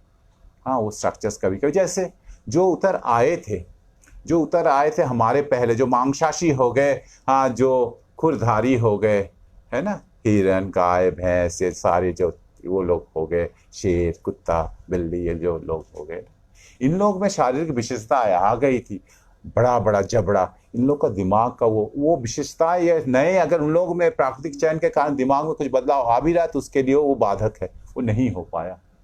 तो बंदर रह गए, उन लोग में शारीरिक दूसरे विशेषताएं आए हैं जो उनको फिर से अब नर बनने में वो बाधक है, वो नहीं बन सकते हैं। उससे कोई नुकसान नहीं है, बंदर को ये अनुभव भी होता है कि नहीं, मैं नहीं जानता हूं कि वो नर बनना चाहता है कि नहीं चाहता। खैर ये तो चाहत नहीं चाहत का कोई बात भी नहीं है। हाँ, और यहाँ और एक भी चीज़ यहाँ साथ साथ आ गया, वो क्या चीज़ है, वो है ये जो मानव जो आया वो इसलिए नहीं आया था कि उसका आना पहले से निर्धारित था और प्राकृतिक चयन उसको यहाँ तक पहुँचाया। वो एक संयोग था। वो भी अगर दूसरे खुरधारी और दूसरे मांसाशी अपने दूसरे स्तनपाई ये साथियों के साथ पहले ही उतर आता तो भी मानव नहीं बनता ना। और बाद में जब वो अगर उतरता या बाद में उसमें अगर ये है तो रह जाता, वो एक खास तरह से उसका ज़मीन में उतरना, उसको पैरों पे खड़ा होना, ये एक बहुत ज़रूरी बात है। तो खैर ये जो इंसान जब ज़मीन में उतरा उसके हाथ खाली हो गए और धीरे धीरे ये हाथ, चूँकि मस्तिष्क एक विकसित मस्तिष्क है, हाथ का संचालन बहुत अच्छे से होने लगा। वो नए नए चीज़ों को परख सकता है, वो दुनिया को और बेहतर रूप से समझने लगा। उसके पास अभी चैतन्य है, वो अभी दुनिया को सचेतन रूप से दुनिया के साथ सामना सामनी कर रहा है ना। वो अपने ज़रूरत के चीज़ों को जब उससे ले आ रहा है, हाँ क्या हुआ, ये प्रकृति हमारी सारी ज़रूरतें तो पूरा करती है, लेकिन प्रकृति हमारे लिए नहीं बनी ना। ये प्रकृति हमारे लिए वो चीज़ें नहीं ला रही हैं, हाँ, जो हमारे लिए वैसा हम उसको बनाते, उत्पादन करते हैं, हमारे लायक उसको बनाते हैं। ये हाथ और उस हाथ को संचालित करने वाला दिमाग, तो एक नया चीज़, ये हाथ इंसान को इंसान बनाए, या दिमाग का सेरिब्रल कॉर्टेक्स इंसान को जो इंसान बनाया, और ये जो साथ साथ काम करने लगे तो फिर आदमी एक गजब का चीज़ बनाया। क्यों? क्योंकि अब वो हाथ उसके लिए, उसके पास नख नहीं है, उसके पास हाँ तेज नख नहीं है, उसके पास दांत नहीं है, लेकिन उसके पास भी तेज कुछ होना चाहिए। वो अपने अंगों का विस्तार कर दिया, औजार बनाया। और ये जो औजार बनाया, औजार को जब एक बहुत कुशली एक किसी भी को, चाहे वो बढ़ई हो, चाहे वो लोहार हो, चाहे कोई भी हो, एक कुशली हस्तशिल्पी को जब आप काम करते देखेंगे तो आप बहुत समय आप ये महसूस भी नहीं कर पाएंगे कि वो औजार उसका हाथ से अलग भी कोई चीज़ है ना। वो इतना ग्रेसफुल, इतना स्वाभाविक रूप से, इतना स्वच्छंद रूप से वो काम करते कि वो औजार उसका कुछ अलग चीज़ नहीं होता है पाता है ना। तो ये जो औजार है, ये औजार आदमी को आदमी बनाया ना। और ये जो औजार लेकर आदमी जो काम करते, जो श्रम है, जो उत्पादक श्रम है, वो आदमी का पहचान है ना। वो अब दुनिया को अपने तरह से ढालने लगा सचेतन रूप से। औजार किस लिए वो बनाया? किसी खास उत्पादन का प्रक्रिया के लिए। तो औजार, ये एक यहाँ एक जरूरी बात है, आदमी औजार बनाता है। ये जो आदमी का औजार, हम लोग कितना आसान से बोले कि आदमी आया, लग रहा है कि आदमी आया, हाँ, पेड़ से उतरा, सीधा खड़ा हो गया, हाथ से औजार बनाने लगा। इसमें करोड़ों साल बीते ना। आप समझ सकते होंगे, आप इसको समझिए थोड़ा सा ठंडे दिमाग से, हम लोग अगर समझे। मैं इस क्षेत्र का आदमी नहीं हूँ, मैं जीव वैज्ञानिक नहीं हूँ, लेकिन मैं चूंकि एक मानव हूँ तो मुझ में वो क्यूरियोसिटी है, मैं अमेज्ड हो सकता हूँ ना, है ना। आदमी, आप सोचिए, हमारा पूर्वज बोलिए या जो भी बोलिए, वो जब पत्थर को पकड़ने लायक पत्थर कुछ हैं, कुछ पत्थर पकड़ने लायक नहीं है, और वो पत्थर को तेज करके एक छुरा बनाया। तो पत्थर से वो छुरा बनने में जितने समय बीत गए, कितने लाख साल बीत गए नहीं जानते, जितना देर तक हमारे सभ्य मानव का इतिहास भी नहीं है ना। लेकिन वो बना लिया, और वो जब बना लिया तो सभी से अलग हो गया। तो ये जो मुझे बहुत अनगढ़ छुरा बनाया होगा, और कितने पीढ़ी की बीत गया थोड़ा थोड़ा बेहतर करने में, लेकिन वो जो बनाया वो खास उद्देश्य के लिए बनाया, उत्पादन के लिए बनाया, प्रकृति को बदलने के लिए बनाया। हाँ, उसके लिए उसका कल्पना वो दिमाग में पहले कर लिया कि कैसा ये औजार होगा। दिमाग में एक छवि बनाया, दिमाग में वो छवि बनाया उत्पादन के लिए ना। विज्ञान की शुरुआत वहीं से होती है, बाद में जाके जो विज्ञान में बदलती है ना। ये जो कल्पना कर पाना, इस भौतिक दुनिया से चीज़ों को देखकर कल्पना करना और उसको साकार करने का ये जो है ना, ये आदमी कर पाया। यहाँ हम लोग कहते हैं कि हाँ, हम लोग अगर उसके साथ जो तुलना बार बार दिया जाता है, दो चीज़ का तुलना बहुत ज़्यादा दिया जाता है। एक है मधुमक्खी का छत्ता, और एक है आपका मकड़े का जाला।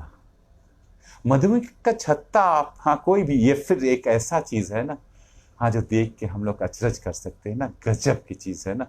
हाँ, लेकिन मधुमक्खी का छत्ता बनाना उसके जीवन का एक वृत्ति है, और ठीक उस तरह का भी बात नहीं। आप जैसा सोचिए, मधुमक्खी के छत्ते का वो जो हर एक जो कमरा है, आप कह सकते कमरा जिसमें एक एक मक्खी जाती है, अपने लिए जगह बनाती है, अपने लिए जगह बनाती है, वो सभी षटकोण आकार के षडभुज हैं।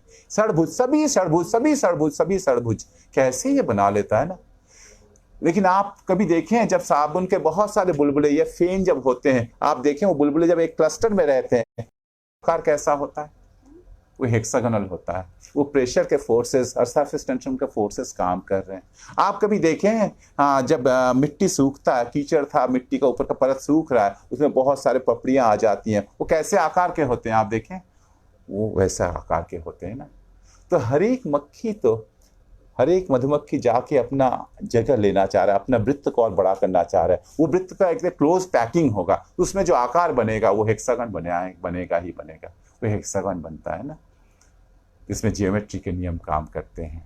हाँ, मधुमक्खी तो अपना जगह बनाना चाहता है, हर एक मधुमक्खी, और वो ऐसा ही बन जाता है और पीढ़ी दर पीढ़ी वो बनाता है, इतना खूबसूरत बनाता है कि हम लोग जब उस आदमी का अनगढ़ इसको कहते हैं तो हम लोग, लेकिन वो उसका जीवन वृत्ति है। मानव जो ये औजार बनाया, मानव जो ये बदलाव लाया, उसका सचेतन है, उसका छवि वो दिमाग में बनाया है ना। मधुमक्खी कह रहे हैं, मकड़ा जब अपना जाला बनाता है, मैं तो नहीं जानता, मैं इसके लिए तैयार होने के लिए सब कुछ चीज जान कर आया हूं। हम मकड़ा जब अपना जाला बनाता है, उसका रेशा है, वो रेशा 5 माइक्रोमीटर व्यास का होता है। माइक्रोमीटर माने मिलीमीटर का 1000 भाग का 1 भाग, उतना वो व्यास है। उसका त्रिज्या उसका भी आधा है, इतना पतला जो दिखे तक नहीं ना। मकड़ा भी जाला बनाता है, वो उसका रस अपने आप निकलता है। मकड़ा चलेगा फिर उसका रस का वो निकल के सूख जाएगा, जाला अपने आप बनेगा, लटकेगा। 2 तरह के जाले बनते हैं ना, एक सूख के एकदम सूख जाते हैं, वो उसमें आपका कुछ पैर फंसेगा नहीं, और एक चिपचिपा रह जाता है। चिपचिपा जाला बनाता है जिसमें शिकार फंसता है, और चारों तरफ ऐसे वेव्स बनाते हैं जो उसमें वो चलता है, वो सूखा हुआ होता है ना। उसमें युवा पर्यटक मकड़ा वो अपने को तैरा देगा, एक जगह से दूसरे जगह तैरा के चला जाए कितना दूर ना। कुछ मकड़े जाला नहीं बनाते, वो खाली रेशा छोड़ते हैं, उसी के सहारे एक जगह से दूसरी जगह चलाते। तो मकड़े का भी जो ये जाला बनाना, वो उसका हाँ जैविक वृत्ति है, वो सचेतन रूप से ये नहीं करता है। आदमी जब हाँ प्रकृति के साथ चेतन रूप से करता है, तो और ये करते समय चूंकि वो प्रकृति का संपर्क में आया, तो प्रकृति के बारे में बेहतर रूप से, प्रकृति के तौर तरीकों को भी बेहतर रूप से जाना, प्रकृति से कैसे क्या चीज हासिल किया जाए, हाँ, तो वो चीज वो समझ, प्रकृति के तौर, प्रकृति के नियमों को वो आस्ते आस्ते सचेत रूप से समझना चाहा, समझ पाया, और उसी तरीके से प्रकृति को अपने लायक बनाने का उसके वो यात्रा वहां से शुरू हुई।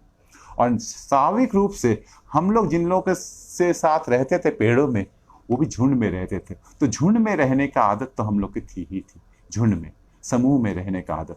लेकिन अब हम लोग सचेतन हो गए कि ये जो हम लोग चीजों को, हाँ, हम लोग सोचिए उस समय का बात, हिंस्र जानवरों के बीच में वो असहाय आदमी, वो कुछ नहीं जानता है, वो जब उन लोगों के बीच में है तो उसके बचाव के लिए उसका दिमाग, उसके हाथ और उसके औजार, निश्चित रूप से एक आदमी कितना औजार बनाएगा, एक आदमी अपना रक्षा कैसे कर पाएगा। तो स्वाभाविक रूप से एक साथ, हाँ, सहकार, सहयोग, सहभागिता, ये अपने आप चलाया, और आदमी का चूंकि चैतन्य है, वो सचेतन रूप से इसका फायदा भी देखा। तो आदमी एक ऐसा चीज अब बना रहा है जो आदमी ही बनाता है, जो आदमी के होने के कारण जिसका बनना था ही था, वो है समाज। ये समाज एक मानविक चीज है, और ये समाज मानविक चीज नहीं, एक मानव का एक विस्तार है। आप उस पूरे समाज को एक मानव, समाज को एक मानव, उसी हर एक आदमी में उस समाज को आप देख सकते हैं। लेकिन अब है क्या, एक गजब चीज है ये जो सेरिब्रल कॉर्टेक्स है ना, आवाजें जो निकलती है जहां से, और जो हाथे जहां से चलते, उसका नियंत्रण का निर्देश जहां से, तो लगभग अड़ोस पड़ोस में है ना। और अड़ोस पड़ोस में होने के कारण शुरू में तो उतना विकसित नहीं था, तो थोड़ा सा एक दूसरे का हाँ निर्देश कहीं हाथ को देना जा रहा है तो जीभ में आ जा रहा है। आदिम, अभी भी जो आदिम जीवन जी रहे हैं कुछ कुछ जगह जंगलों में ना, अमेज़न के जंगलों में है, हमारे भारत में भी, अंडमान में है, उन लोग का जीवन प्रक्रिया में आप देखेंगे तो वो लोग ना जब भी कोई बातें करते हैं तो बिना एकदम गोल बोलेंगे, तो ऐसा करके बोलेंगे। ये जो भंगिमाएं हैं, हाथ के भंगिमाएं हैं, हाँ, दृष्टि भंगिमाएं हैं, चेहरा, आँख कुछ करेंगे, ये सब साथ साथ होता जाता है, होता ही है। आप उस चीज़ को बच्चे में भी देख सकते हैं ना, बच्चा जब अ लिखेगा तो उसका जीभ हिलेगा, अ बोलते समय जीभ हिलेगा और आवाज भी निकल जाएगा। तो ये चीज, ये दोनों को हम लोग अभी भी अलग नहीं कर पाए ना।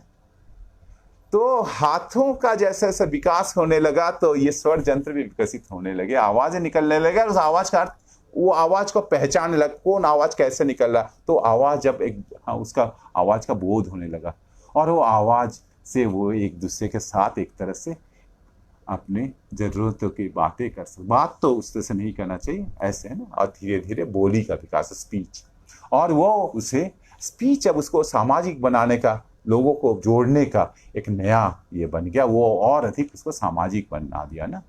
और इस तरह से हाथ आए, इस तरह से षड्यंत्र, हाँ, बोलना सीखा, और अधिक सामाजिक, और अधिक सामाजिक। लेकिन ये तो केवल केवल यही दोनों तो नहीं, जब हमारे बोलने का यंत्र तो वो लोगों का कानों तक पहुंचेगा ना, तो ये यंत्र भी विकसित होने लगे। एक तरह से हमारे सारे जो इंद्रियां हैं वो साथ साथ विकसित होने लगी, और हम दुनिया को और बेहतर रूप से और अच्छे से गए, सामाजिक होते गए। हमारा जो उत्पादन की क्षमता, हाँ, वो और ज़्यादा उन्नत होते, उत्पादकता बढ़ने लगी, और चीज़ें और बदलने लगे ना। मानव प्रकृति के साथ जब वो ये करता है, हर एक का प्रभाव पड़ता है। शुरू में ही बात आई थी, हर एक प्राणी मात्र जो आता है वो प्रकृति में आता है, तो प्रकृति में बदलाव होता है ना। गाय भैंस जब चरते हैं, हाँ, तो घास पूरा पूरा पेड़ पौधा खत्म कर दे सकते हैं ना, लेकिन वो सब कुछ खत्म कर दे, उजाड़ देंगे पूरे को, लेकिन वो लोग उसको रोक नहीं सकते, वो रोक नहीं सकते ना। वो उनके फितरत में है, वो खड़ा पूरा पूरा खत्म कर देंगे। वो ठीक उसी तरह से करते हैं, उसके लिए वो अगर हम कहेंगे चेतन है, वो ठीक उतना ही चेतन है। जैसे नदी उतरते पहाड़ से और घाटी बना लेते, तो जितना चेतन से करती है, उसको करना उसका है ही है, जानवर करेंगे ही ना। उसमें चेतन नहीं, उसका जीवन वृत्ति है, वो ऐसे ही करते ही है, वो ऐसे ही है ना। सचेतन प्रयास नहीं है। लेकिन आदमी जब वो करता है तो सचेतन रूप से प्रयास करता है ना। आदमी इसका हाँ, क्या परिणाम होगा उसको सोच सकता है ना। आदमी भी उजाड़ देता है, जंगलों को उजाड़ देता है, लेकिन आदमी जब शुरू में जंगलों को उजाड़ा तो वहां खेती के लिए उजाड़ा ना। तो खैर, तो आदमी ये सोच सकता है, उसका परिणाम सोच सकता है, आदमी सचेतन रूप से बदलाव लाता है ना। हाँ, ये आदमी का परिचय है। आदमी अपना ज्ञान का, और वो ज्ञान सबसे पहले, वो ज्ञान का स्रोत क्या है, वो चीज़ों को, अपने जरूरत की चीज़ों को, जो वो उसे जीवन के लिए जरूरत है ना। तो ये जो उत्पादक श्रम है उसका ज्ञान का सबसे बड़ा स्रोत है, और ये उत्पादक श्रम है जो उसकी जरूरतों को पूरा करता है, वो सब कोई मिलकर ही कर सकता है। हाँ, तो समाज में रहना, ये ज्ञान के सारे स्रोत भी ये समाज ही है ना। मनुष्य का समाज ये सारे ज्ञान का स्रोत है। तो धीरे धीरे परिधियां बढ़,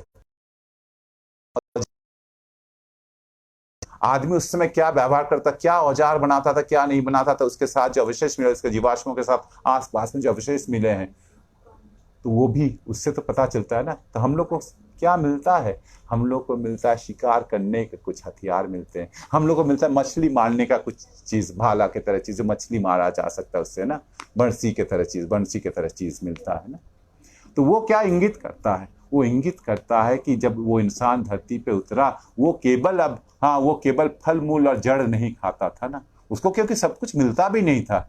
हाँ, वो मांसाशी भी हो गया ना। तो वो मांसाशी हो गया। और एक चीज है, इतना दिनों तक जब तक वो मांसाशी, अचानक तो मांसाशी हो भी नहीं गया, वो तो और ज्यादा खोजता था, उसका हाथ से नए नए चीजों को तोड़ता था, फल तोड़ता था, नए नए जड़ उखाड़ता था, उसके खून में नए नए पदार्थ समाते गए, और वैसे बहुत सारे रासायनिक पदार्थ उसके खून में समा गए, शरीर में आ गए, जो और नए तरह की चीजें उसका शरीर में नए लक्षण पैदा कर सकते, उसके दिमाग को और विकसित कर सकता है। और मांस खाना एक तरह से उसका शक्ति, जो दूसरे जानवरों के सामने और ज्यादा शक्तिशाली बनाया। और मांस का जो प्रोटीन है वो एक तरह से बनाया प्रोटीन है, दिमाग को भी विकसित करने के लिए बहुत ज्यादा, दिमाग के विकास को वो त्वरित कर दिया ना। आदमी को आदमी बनने में वो और ज्यादा मदद किया। भले अभी हम लोग चुनते हैं, हाँ, हम लोग मांस खाएंगे, वो हमारी रुचि का सवाल है। ये एकदम बुनियादी ये एक बात है कि हमारे पूर्वज मांसाशी एकदम निश्चित थे, और मांसाशी थे, ये भी उनका मानव का परिचय का ये था। और जैसे जैसे मांस खाया तो नया चीज आया ना। हाँ, आग भी जलाना सीखा। आग में जब मांस भुन गया तो उसका टेस्ट और ज्यादा पैदा हुआ। वो एक तरह से पका जलाना सीखना, चीजें आस्ते आस्ते जानवरों को, अब शिकार के लिए हमेशा शिकार नहीं मिलेंगे, तो जानवर को पालतू बनाना सीखा, तो और नया हुनर सीखा। फिर जरूरत के लिए उसको नए नए क्षेत्रों में जाना पड़ेगा। अफ्रीका से दूसरे दूसरे जगह गया जहाँ ठंडे, जहाँ मौसम बदलता है बहुत ज़्यादा, तो उसको अपने को बचाना है, उसको प्रकृति से बचाना है, उसको घर छाना है, उसको कपड़े बनाना है, तो नए नए हुनर, नए नए कला आदमी और आगे और आदमी होता गया ना। हाँ, और ये हाथ और दिमाग साथ साथ काम कर रहा है ना। ये हाथ अगर नहीं होता तो दिमाग को इतना बढ़ना नहीं रहता। ये हाथ का काम और दिमाग जो उस काम को करवा रहा है, ये दोनों में, इस दोनों का जुड़ाव को हम लोग जब भी भूलते हैं तो बहुत मुश्किल में पड़ते हैं। उसके बाद अभी हम लोग करेंगे। तो आदमी इस तरह से, हाँ, आगे का यात्रा शुरू कर रहा है, और ज़्यादा उत्पादक, और ज़्यादा उत्पादक, और उसका दिमाग भी अब तरह तरह उसके छवि बन रहा है, चीज़ों का छवि। और वो अब प्रकृति में अपने, ये तो एक फितरत है, हम लोग बादलों में तरह तरह का चेहरा देखते हैं, पानी कहीं दीवार में गिरा हुआ तो भींगा हुआ जगह, उसमें हम लोग तरह तरह का चेहरा देख पाते हैं। तो चीज़ों में, हाँ, एक छवि बनाना, सभी चीज़ों में, प्राकृतिक शक्तियों में इंसानी छवि बनाना, वो एक गजब का चीज़ पैदा हुआ जिसको हम लोग कहते हैं धर्म। धर्म एक इंसानी चीज़ है, जानवरों में ये धर्म नहीं होता है ना। तो धर्म पैदा हुआ ना। और करते करते अब जो है, जो दिमाग में जो धारणाएं है ना, अब वो धारणाएं जो है वो अब बहुत समय ज़रूरतों के लिए नहीं, वो सोच से पैदा हुआ धारणा है ना। और धीरे धीरे चूंकि दिमाग ही हाथ से ये चीज़ करवा रहा है, तो हाँ, अब ये एक ऐसी धारणा भी बनी, दिमाग में ही वो धारणा बनी कि दिमाग श्रेष्ठ है, दिमाग श्रेय है, दिमाग ज़्यादा ये है ना। तो धीरे धीरे धीरे धीरे धीरे धीरे ये दोनों चीज़ें अलग होने लगी ना। कुछ लोगों को मौका मिला, जो अभी हम लोग, चूँकि हम लोग का वो अभी आज का वो स्कोप नहीं है, नहीं तो उस रास्ते में हम लोग को जाना ही चाहिए था। कुछ लोगों को ये मौका मिला जो दिमाग को ज़्यादा काम कर सके, और निश्चित रूप से वो लोग बहुत सारे नए नए नए नए जानकारियाँ देने में, और ये धारणा धीरे धीरे बन गई कि दिमाग श्रेष्ठ है ना। तो मानसिक काम और शारीरिक काम में फ़र्क होने लगा ना। और इसीलिए अब बहुत लोगों को ये भी मौका मिला कि वो श्रम नहीं, भी खुद से वो श्रम नहीं करें, वो दूसरे का श्रम का फल को भी भोग करने लगे ना। और इस तरह से क्या हो गया, बहुत सारे लोग जो श्रम करते थे और उसका फल उन्हें नहीं मिलकर वो जो कुछ लोगों के पास संचित होता गया, और उस तरह से दुनिया आगे बढ़ते रही, और समाज एक गजब की नई समाज हो गई, जो समाज वर्गों में बढ़ गया ना। समाज अब वर्गों में बढ़ गया ना। और निश्चित रूप समय में, हर युग में ये समाज जो वर्गों में बढ़ गया, उसमें एक वर्ग होगा जो सबसे ज्यादा सुविधा प्राप्त वर्ग होगा, जो उस सुविधा को संरक्षित करने के लिए तरह तरह का तरकीब रचा, सब कुछ रचा, जिसको हम लोग कह सकते हैं शासक वर्ग ना। और ये चीज बढ़ता गया, वो तरह तरह के रूपों में आए, वर्गों में बटा हुआ समाज है ना। वो एक समय दास, आप दो इस तरह, उस समय का दुनिया में दो चीज, या तो आप लोगों को अपना दास बनाइए, नहीं तो आप किसी का दास बन जाइए, या तो दास नहीं तो दास का मालिक। कुछ लोग इससे मुक्त थे, मुक्त लोग भी थे, लेकिन वो एक समय था। हाँ, उसके बाद वो बदला, क्योंकि बदलता तो ये समाज तो बदलता है, ये लोगों को समझ आने लगा, लोग उससे निजात पाने के लिए बहुत सारे चीज़ें हुई ना, बहुत सारे विक्षोभ हुए, बहुत सारे लोग मारे गए। लेकिन दुनिया फिर समाज, मानव का निर्मित जो समाज है, मानव समाज आगे, हाँ, आगे चलता गया। और फिर नया तरह का से यहाँ वर्ग में बटा हुआ समाज आ गया, राजा महाराजा का, सामंतों का युग ना। और एक हम लोग वर्तमान युग में जी रहे हैं। लेकिन ये सब चीज़ हो रहा है, जो अभी जो युग है ना, जो जिसमें सभी चीज़ों को, हाँ, उससे कितना लाभ होगा, हाँ, कितना मुनाफा होगा, इसके लिए अब चीज़ें बनने लगी है ना, ज़रूरत के लिए नहीं ना। हाँ, एक नई तरह का समाज। लेकिन ये समाज, जैसे यहाँ हम लोग एक चीज़ बात करें, जैसे प्रकृति इसलिए नहीं थी कि में मानव आएंगे, मानव के लिए प्रकृति तैयार थी ना। तो ये भी जो चीज़ें हो रही हैं, समाज जो एक तरह से एक तरफ जा रहा है, वो भी किसी एक खास वर्ग के लिए समाज नहीं है, मानव समाज नहीं, एक पड़ाव है, एक संयोग है, हम लोग एक जगह ठहरे हुए हैं। तो हम कह रहे थे कि मानव जो करता है, सचेतन रूप से करता है, उसका क्या परिणाम होगा, लेकिन सभी परिणाम तो उसको दिखते नहीं है ना। अभी हम लोग जानते हैं कि बहुत सारे दुनिया में ऐसे जगह हैं जो रेगिस्तान है, जो पहले लहलहाते ये जगह थे, खेत थे, हाँ, पेड़ पौधे थे। बहुत सारे रेगिस्तान इंसानी ये से बना है ना। और अभी भी वो चीज़ चल रहा है ना, ये जो लोभ लालच का एक दुनिया है ना, वो बहुत सारे एक है ना, कुछ लोग अपने लोभ लालच के लिए बाकी सबको बर्बाद करके, परिवेश को बर्बाद करके, जब उसका वो जानते भी उसका क्या फल होगा, वो ये करते जा रहे हैं ना। हाँ, लेकिन ये एक पड़ाव मात्र है। समाज तो निश्चित रूप से इसका आगे बढ़ेगा। इस तरह के बातचीत में ये कभी कभी मुश्किल सा होता है कि हमें पता नहीं चलता है कि मैं आपको बोर तो नहीं कर रहा हूं, लेकिन शायद नहीं कर रहा हूं, क्योंकि ये हम लोग की अपनी बात है ना, ये जानना बहुत जरूरी है। अब हम लोग थोड़ा सा आगे बढ़ते हैं ना। हाँ, मैं कह रहा था ये जो इवोल्यूशन को इवोल्यूशन ही मैं कहना चाहा, मैं इसको क्रम विकास नहीं करना चाहे, क्रम में इसको ये नहीं करना चाहा, क्योंकि अब हम लोग को ये भी पता है कि ये दुनिया ना केवल मानव बनने के लिए इंतजार कर रही थी, और सच सच केवल मानव भी नहीं थे। हमारे जो प्रजाति है, उसका जो जीनस है होमो, ये होमो सैपियंस ही केवल मात्र नहीं है, बहुत बहुत ही कुछ समय ही पहले, बहुत कुछ समय पहले माने आज से अगर 40 बात करें तो होमो जीनस के एक ही मात्र प्रजाति नहीं थे। होमो इरेक्टस था, निएंडरथालेंसिस था, और अभी हाल में हम लोग को जो पता चला कि हमारे और सहयात्री थे ना, होमो फ्लोरेसेनियसिस, नहीं, हाँ, एक बामन आकृति ये है ना। हाँ, ये सब हम लोग साथ साथ चले हैं, अभी हाल तक साथ साथ चले हैं ना। ये होमो फ्लोरेसेंसिस तो हमारे साथ, वो लोग तो 18,000 साल पहले भी वो लोग हमारे साथ रहे, कुछ ये लगता है कि शायद 12,000 साल पहले भी वो लोग हमारे साथ रहे। और हाँ, हम लोग का बीच में आदान प्रदान भी हुआ, पत्थरों को तराशने का कुछ कलाएं हम लोग शायद होमो फ्लोरेसेंसिस से सीखे। तो ये एक चीज है ना। इसीलिए क्रम विकास, जब क्रम विकास कहते हैं तो सीढ़ी का धारणा बनती है ना, सीढ़ी का रूपक बनता है ना। इसको सीढ़ी का रूपक नहीं मानकर इसको झुरमुट का रूपक देना चाहिए ना, क्योंकि क्रम विकास में संयोग का बहुत ज्यादा, ये ऐतिहासिक संयोगों का बहुत ज्यादा योगदान है ना। केवल प्राकृतिक चयन से सब कुछ नहीं बनता है, प्राकृतिक चयन सब कुछ नहीं कर सकता, क्योंकि हम लोग और एक भी चीज बने, बहुत सारे स्ट्रक्चर्स बन जाते हैं जो आगे उस प्राकृतिक चयन को कभी कभी सहायता करती है, कभी कभी उसको बाधा देती है। सब कुछ बन नहीं सकता है ना। तो क्रम, हाँ, ये जो आपका प्राकृतिक चयन ही एकमात्र इवोल्यूशन के सारे उसके सब कुछ को समझा नहीं दे सकता है ना। संयोग का इसमें बहुत बड़ा हाथ है, संयोग का बहुत बड़ा हाथ है। तो लेकिन अगर हम लोग ये भी कहें कि संयोग से ही हम लोग आज हैं, और ये बात अभी भी निर्विवाद सत्य है, क्योंकि अभी हम लोग शायद इस प्रजाति के होमो जीनस से जो ये आए हैं, वो प्रजाति के केवल हम लोग हैं। ये एक संयोग मात्र है। अगर हम लोग इस इवोल्यूशन के इसका टेप को फिर से चलाए जहां से ये यात्रा फिर से शुरू हुई थी, तो हम लोग कह सकते हैं कि हम लोग नहीं आते।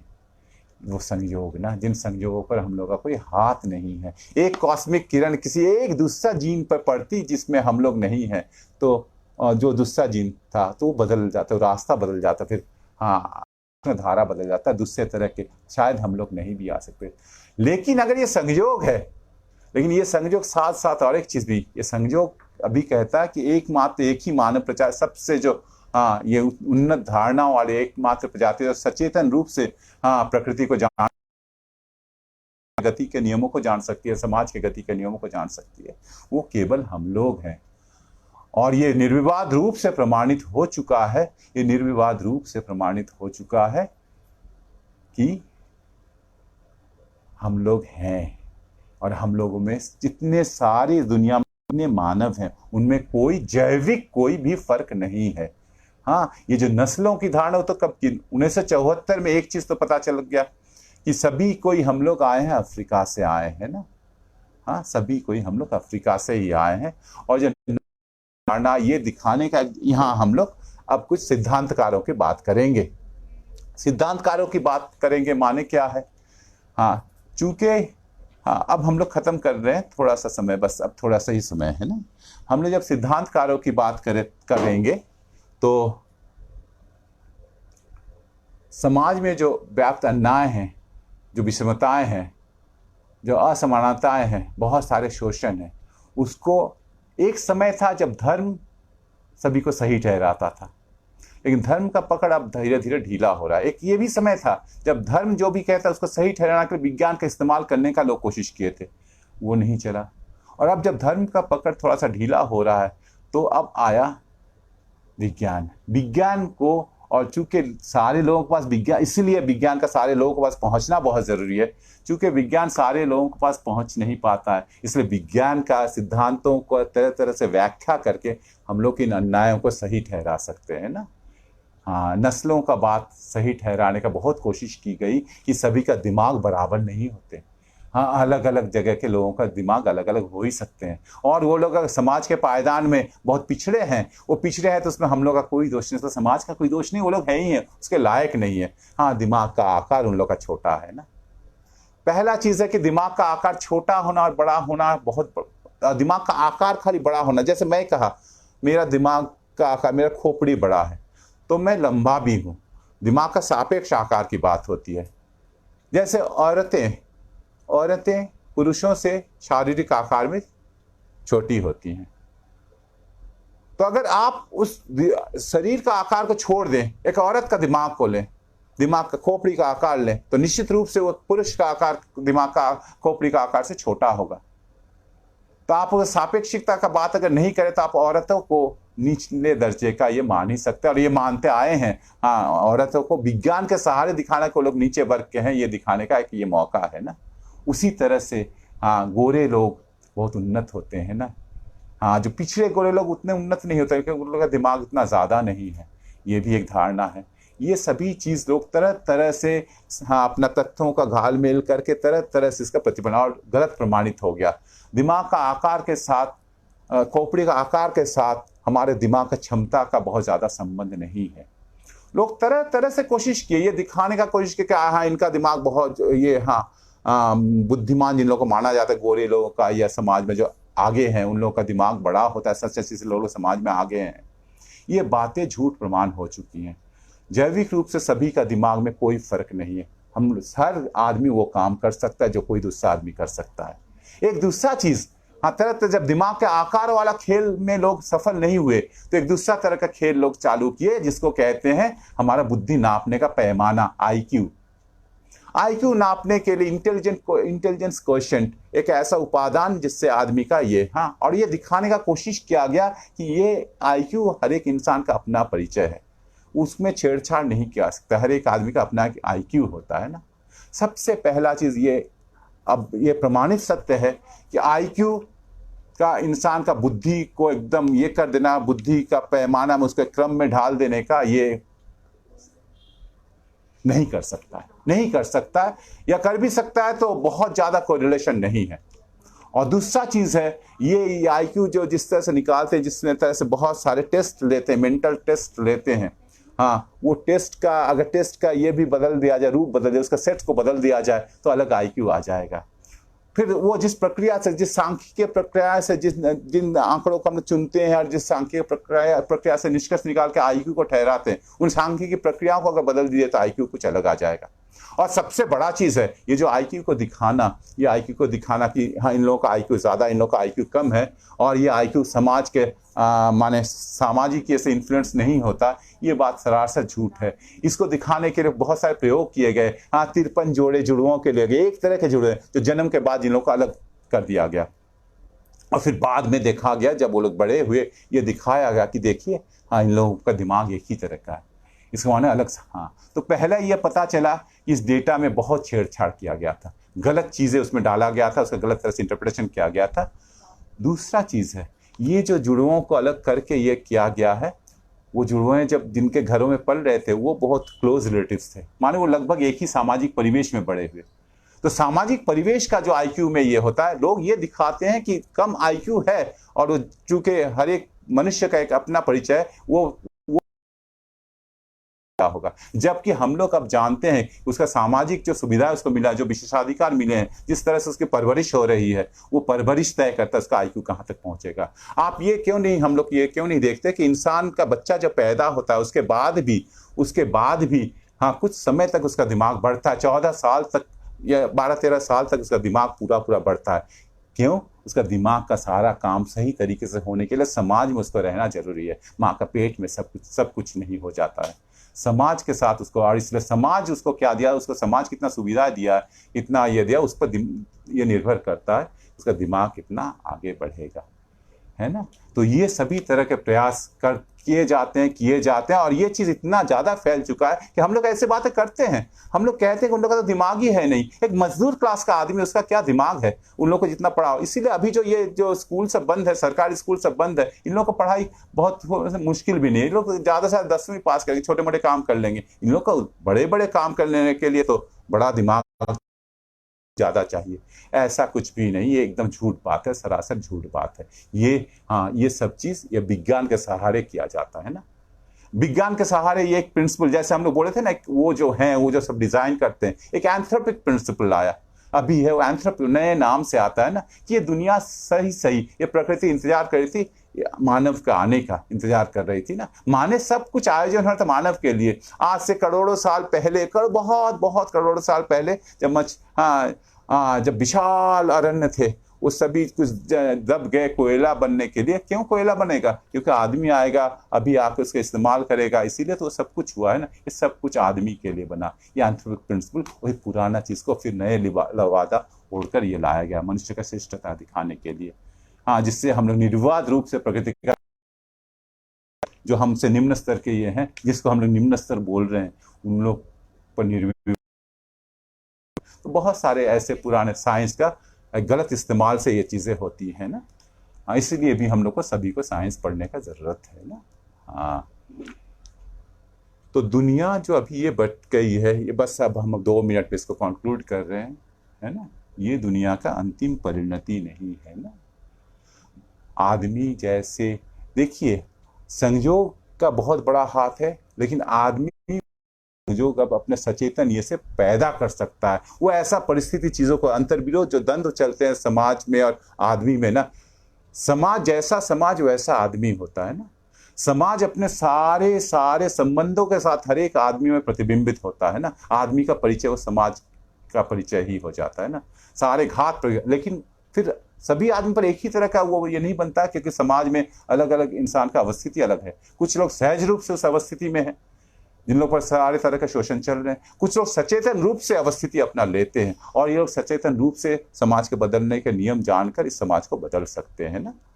ठीक है, तो ये मेरा अंतिम ये है ना। हाँ, हम लोग इसमें, और इसीलिए साइंस को, कला को, विज्ञान को पूरा पूरा निर्बंध होना चाहिए, सारे उसके बंधन मुक्त हो जाना चाहिए। तभी विज्ञान सभी के लिए काम करेगा, तभी मानव उस समय बनेगा ना, वो आगामी मानव बनेगा, जब सभी तरह का शोषण, सभी तरह का अन्याय, ये सब चीज असंभव हो जाएगा। उसके ओर हम लोग तभी बढ़ पाएंगे, जब ये सारा कुछ। इसीलिए विज्ञान को सभी के पास पहुंचाना, ये समझ सभी के पास पहुंचाना है, समाज के गति के नियमों को अच्छा से समझना है, और ये बात एकदम अच्छा से समझ के देखना है कि वो आगे वो दिन आएगा ही आएगा। हाँ, जब ये दुनिया इस तरह से अब वर्गों में बटी, तब चीजें फिर से जरूरत के लिए पैदा होंगी।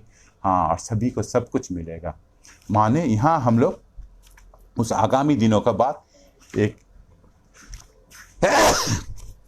सॉरी एक कविता से करते हैं ना। हाँ, the लोथसम mask has fallen.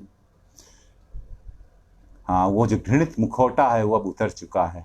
The man remains. इंसान खड़ा है। ये इंसान माने पूरा इंसान अपने समाज के साथ खड़ा है। सेप्टरलेस, राजदंड अब धूल धूल में पड़ा हुआ, राजदंडहीन वो है ना। फ्री, हाँ, वो मुक्त है, वो आजाद है। अनसर्कमस्क्राइब्ड, सारे तरह से बंधन मुक्त है, उसके श्रृंखल टूट गए हैं ना। हाँ, लेकिन अब वो खड़ा है equal, unclassed, tribeless and nationless, exempt from all. अब उसको किसी से डर नहीं है, कुछ नहीं है। उसको अब किसी को पूजने का, किसी का कदमबोशी करने का जरूरत नहीं है। अब उसका समाज के पायदान को देखना जरूरी नहीं है। हाँ, the loathsome mask has fallen. The man remains scepterless, free, uncircumscribed. But man, equal, unclassed, tribeless, and nationless, exempt from awe, worship, degree. Now the man is the king over himself. Prometheus Unbound, शेली की लिखी हुई कविता काव्य का अंश है।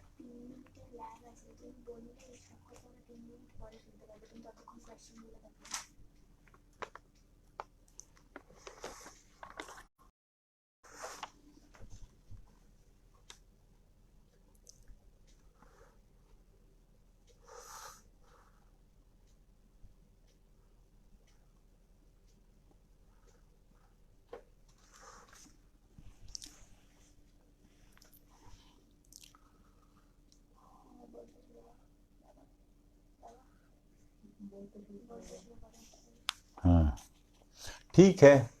भाषा कैसे पैदा हुई? भाषा का अगर बोली का बात करें तो बोली केवल हम लोग की नहीं है ना। जो वेल्स हैं, विशाल काय, सबसे विशाल काय जो प्राणी अभी वर्तमान दुनिया में है ना, वो आपस में जो संपर्क साधती हैं, हम लोग उसको व्हेल सॉन्ग कहते हैं ना। हाँ, और वो घंटों तक वो एक ही सुर में एक ही, और वो हजारों हजार किलोमीटर दूर में वो चीज पहुंचती है। दूसरे भी जानवर आवाज निकालते हैं, तरह तरह की आवाजें निकालते हैं ना। लेकिन भाषा माने एक सार्थक भाषा, जिस भाषा के साथ वस्तु का संयोग हो। हम जब कह रहे हैं किताब, तो किताब का छवि दिमाग में हो। हम जब कह रहे रोटी, तो मेरे अंदर है ना वो जीभ में लार आए, है ना। भाषा माने आर्टिकुलेट, तंतुबद्ध ही है ना। ये धीरे धीरे हुई सामाजिकरण की प्रक्रिया, जैसे जैसे आगे हुई, हमारे स्वर यंत्र जब हमारे बस में चले आए, हम तरह तरह से उसको मॉड्यूलेट कर पाए, तरह तरह की आवाज़ें निकाल पाए, और उन आवाज़ों को हम लोग जोड़ पाए चीज़ों से, हमारे ज़रूरतों से जोड़ पाए, तो भाषा विकसित हुई। भाषा, हाँ, वो जो हम लोग उत्पादक श्रम में साथ साथ मिलकर जो काम कर रहे हैं, उसी का एक ज़रूरत के रूप में, और चूंकि प्राकृतिक चयन हमें वो ज़रूरत है, वो हमारे इस प्रतिकूल परिस्थिति में जीने के लिए वो बहुत ज़्यादा ज़रूरत था उस समय भी। तो इसीलिए भाषा अपने आप आगे प्राकृतिक चयन के दौरान आ गई ना। ये आर्टिकुलेटेड है, और ये इतना विकसित स्वर यंत्र और किसी भी दूसरे प्राणी में नहीं है। कुछ कुछ चीज़ों में, कुछ कुछ चिड़िया है जो नकल कर सकती है, लेकिन उसके साथ सचेतन ये नहीं, वो समझती नहीं, वो नकल करती है। उसको जो सिखाया जाता है वो सीखती है, और वो कुछ कुछ अपने समझ के दायरे में वो जानती है कहाँ क्या कौन शब्द बोलना है, लेकिन उसका अर्थ वो नहीं समझती है। जो तंतुबद्ध रूप से ये जो शब्द बोलते हैं, जो हम लोग बोलते हैं, वो है भाषा। वो सामाजिकरण की एक बहुत ज़रूरी कड़ी है, और वो धीरे धीरे प्राकृतिक चयन से हम लोग को ऐसा ये विकसित षड्यंत्र लेकर तंतुबद्ध रूप से अपने बातों को करने लायक हो गए, तभी भाषा आई है। संजय कुमार रॉय कह रहे हैं, eugenics is the improvement of genes for the welfare of mankind. अब ये जो बात है ना, अभी भी जो लोग ये जो दुनिया चला रहे हैं, जो लोग ये समाज चला रहे हैं, है ना, हाँ, वो लोग कह रहे हैं कि हम लोग ये सभी कुछ कह रहे हैं लोगों के कल्याण के लिए। कौन तय करता है कि किससे क्या कल्याण होगा? क्या वो सारे लोगों से पूछ के किया गया? लोगों का कल्याण तो लोग तय करेंगे ना, ये समाज तय करेगा। हाँ, कुछ लोग मिलकर ये लोगों का कल्याण नहीं कर सकते, कुछ लोग मिलकर ये तय नहीं कर सकते हैं, हाँ, कि किससे पूरे समाज का लोगों का कल्याण होगा, कौन बेहतर मानव होगा ना। ये एक तरह से अनैतिक है, और ये दूसरे तरह से अवैज्ञानिक है, यूथेनिक्स है। हाँ, परिवेश में, ये आप ठीक कहे हैं, यूथेनिक्स है वो चीज़ ना। हाँ, परिवेश में बदलाव लाकर हम लोग और बेहतर जिंदगी कैसे जी पाए, हम लोग और कामकाज और कैसे बेहतर फंक्शनल हो जाए। यूथेनिक्स में गड़बड़ी नहीं है, वो तो हम लोग करते ही हैं। यूजेनिक्स में बहुत गड़बड़ी है, क्योंकि मानव कल्याण क्या है वो तय कर कुछ लोग नहीं मिलकर तय कर सकते हैं ना। हाँ, अपने प्रयोगशाला में बैठ कर ये चीज़ तय नहीं कर सकते कि इससे मानव कल्याण होगा। संजीव जैन कहते हैं, परिवर्तन एक भौतिक प्रक्रिया है जो द्वंद्वात्मक अंतर्विरोध से निरंतर चलती है। हाँ, हमें चूंकि आज ये चूंकि ऐसा विषय मैं चुना था जिस विषय में 2-3 घंटा भी बहुत कम होता है, लेकिन वो तो इजाज़त नहीं है हम लोगों का ना। हाँ, इसलिए ये द्वंद्वात्मक अंतर्विरोध का बात मैं उस भाषा में नहीं कह पाया जिस भाषा में, ये एकदम सही कह रहे हैं आप, इसी तरह से चलती है। और ये जो सारा कुछ हम लोग समझ पा रहे हैं, जैसे केवल प्राकृतिक चयन नहीं है, प्राकृतिक चयन के साथ वो जो संरचनागत है उसका द्वंद्व है ना। हाँ, संयोग का उसके साथ द्वंद्व है, सारे तरह के द्वंद्व है ना। समाज के साथ हमारे संबंधों का द्वंद्व है। हाँ, प्रकृति में सारा जो ये जो इवोल्यूशन है, ये वो पूरा द्वंद्वों से भरा हुआ है ना। वो हमारा इस प्रकृति में भी है, और वो हमारे उस प्रकृति का छाप पड़ के हमारा चेतना बनाती है, जो मन का जगत है उसमें भी द्वंद्व। यही द्वंद्व तो है, प्रक्रियाओं को रूप देती है, वो इवोल्यूशन को एक प्रकृति उसका गतिपथ निर्धारित करती है। एकदम सही बात आप कह रहे हैं, चैतन्य पदार्थ से अलग कोई चीज़ नहीं, एकदम सही चीज़ है। भविष्य में किसी नए मानव के उद्विकास का संभावना है क्या? यहाँ फिर हम लोग वैज्ञानिक ढंग से ये कह सकते हैं, प्रजाति। पहला चीज़ तो संजीव, नया मानव तो निश्चित रूप से मानव जो आज से 1 लाख साल पहले अफ्रीका से फैल आया, उस समय का मानव और आज के मानव में बहुत फर्क है। क्या वो नया मानव नहीं होगा जब नया मानव सच दुनिया को मुक्त करेगा? जो एकदम मुक्त मानवों का दुनिया होगा, जहां कोई शासन कोई शोषण नहीं होगा, वो क्या नया मानव नहीं होगा? हाँ, नया मानव एक प्रजाति के रूप में, क्योंकि होमो जो जीनस है, उस जीनस के हम ही लोग एकमात्र प्रजाति है ना, इसलिए उस तरह के अगर उस प्रजाति के रूप में आप उस वैज्ञानिक आधार पर मानव का बात करते तो नया मानव अब नहीं बनेगा, लेकिन नया मानव तो बन ही रहा है। निश्चित रूप से नया मानव बनेंगे, इसीलिए तो साइंस में सोसाइटी सभी कुछ कर रहा है नया मानव के लिए। हम लोग नया मानव बनेंगे निश्चित रूप से, उस तरह से नया मानव तो एकदम बनेगा ही, एकदम उद्विकास नहीं, मान इसका हम लोग इवोल्यूशन नहीं, नया मानव बनेगा, वो चुनकर बनाएगा, वो ऐसा संयोग करेगा कि समाज बदलेगा और वो नए मानव का नया समाज होगा, नई दुनिया होगी। Sunil Kumar Gupta, basically there important features are there in terms of human evolution, 3 important, bigger and developed brain. Sunil Kumar Gupta, ये बिगर नियंडरथल जो मानव, उसको अगर मानव कहे, मानव प्रजाति के, तो नियंडरथल से उन लोग का आकार, ये आकार हम लोग से बड़ा था। और दूसरा चीज है, पिछले 10,000 साल में ये देखा गया कि हम लोग का दिमाग का आकार थोड़ा सा संकुचित हो गया, तो दिमाग का आकार के साथ दिमाग का क्षमता का एकदम पॉजिटिव कोरिलेशन अभी तक प्रमाणित सच नहीं है। मैं जितना तक जानता हूं, मैं एकदम उससे से, लेकिन मैं जितना तक पढ़ा हूं, जितना अध्ययन किया हूं, उससे ये चीज पता है कि ये नहीं है। हाँ, वो कैपेसिटी का दिमाग का आकार, क्योंकि ये बहुत तरह का, और इस प्रमाण आप खुद ही, आपको कुछ नाम भी मैं दे सकता हूं बाद में, मैं आपके साथ अगर बात कर पाऊं। हाँ, तो ये चीज है एबिलिटी टू वर्क अपराइट। हाँ, तो वो तो डेफिनेटली, यही तो आदमी को आदमी एक बनाने में ये बहुत बड़ा चीज है। ये आप एकदम सही कह रहे हैं सुनील, ये आप एकदम सही कह रही है, तो मैं भी कहा था कि यही है।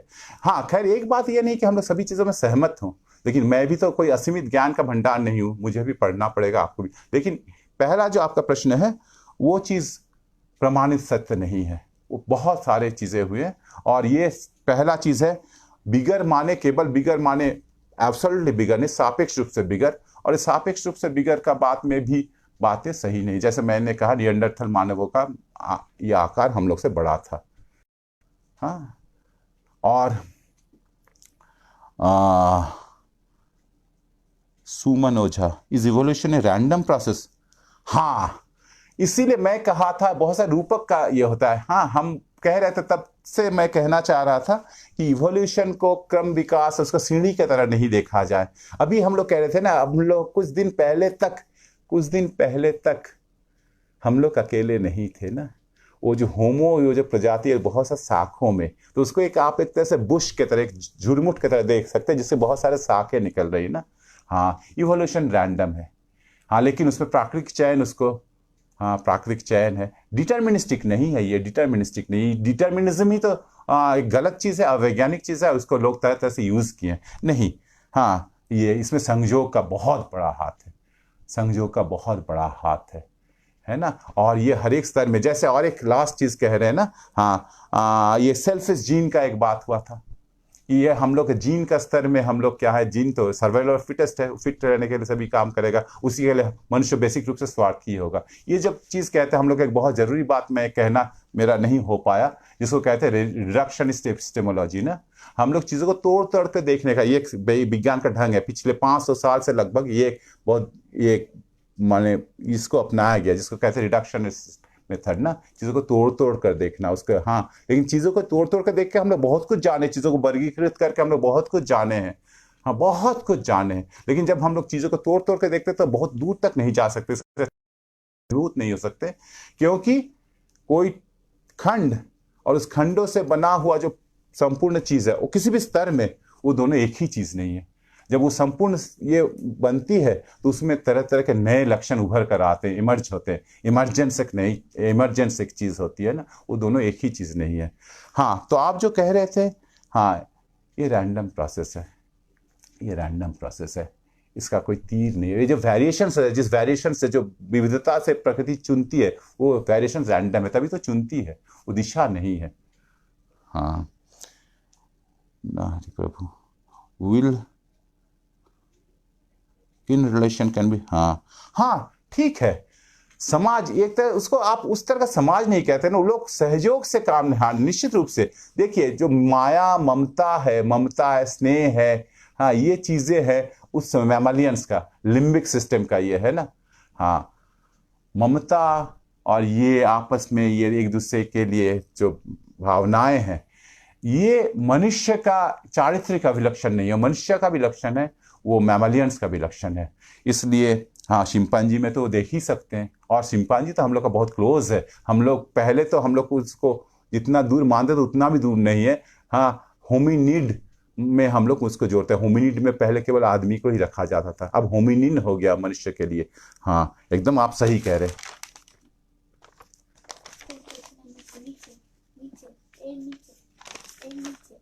उधर हाँ, GV ji Nath, how do viruses evolve, why is the rate of evolution, why is there rate of evolution so fast, है ना। हाँ, तो खैर अब तो उसका समय नहीं है। वायरस एक, जैसे पहले हम लोग जीव जगत को जो दो भागों में बांटे थे ना, में जो बांटे थे वो भाग था, माने हम लोग बांटे थे, माने इस तरह से हम लोग जानते ही थे कि एक हाँ, एक जंतु का जगत, एक पौधों का जगत ना।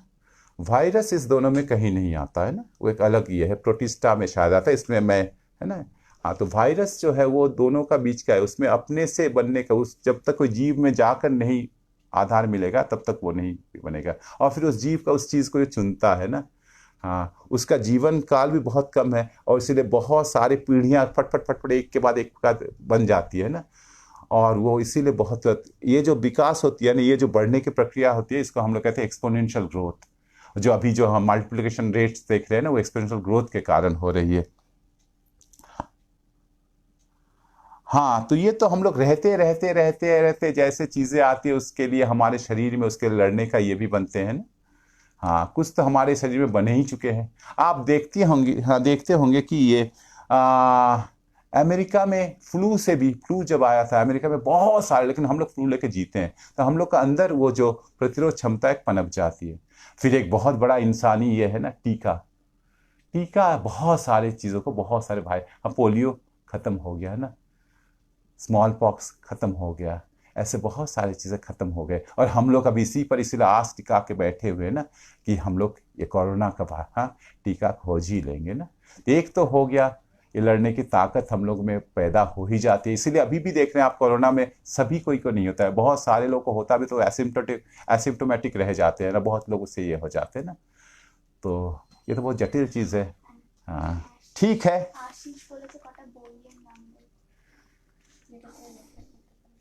आशीष, आशीष जैसे मैं कहा हूं, तो इसमें तो निश्चित रूप से ऑरिजिन ऑफ स्पीसीज पढ़ना चाहिए। हाँ, निश्चित रूप से पढ़ना चाहिए। इसमें हेल्डेन की रचनाएं पढ़नी चाहिए, मैं किताबों का नाम खोज के आपको दूंगा।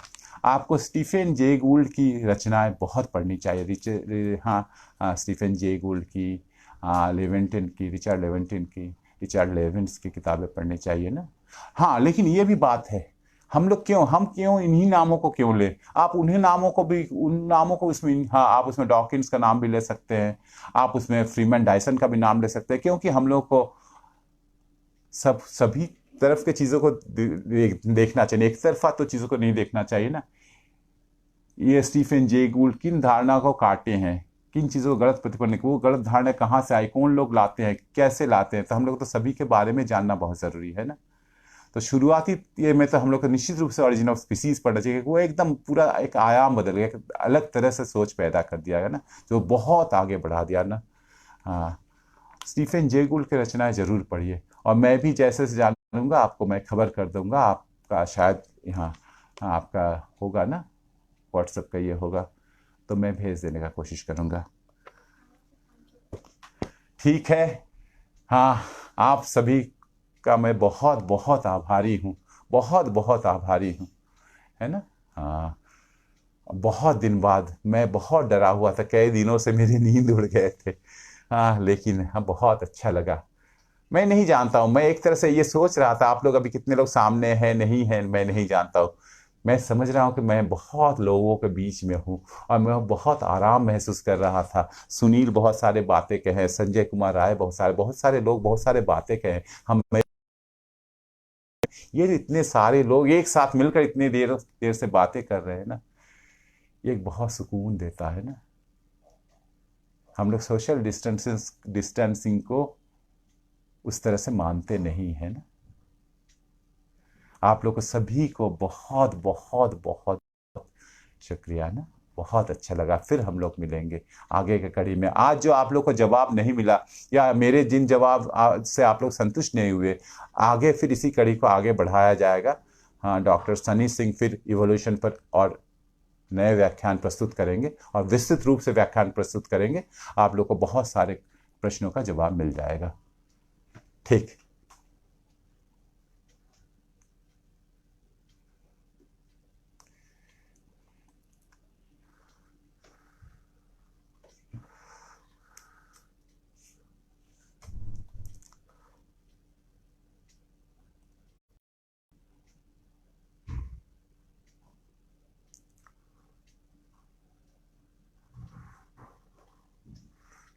সঞ্জয় কুমার নিশ্চয়ই হবে, সঞ্জয় কুমার রায়।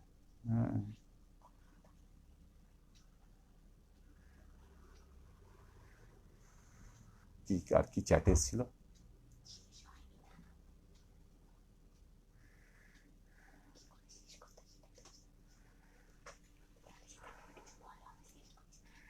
हाँ,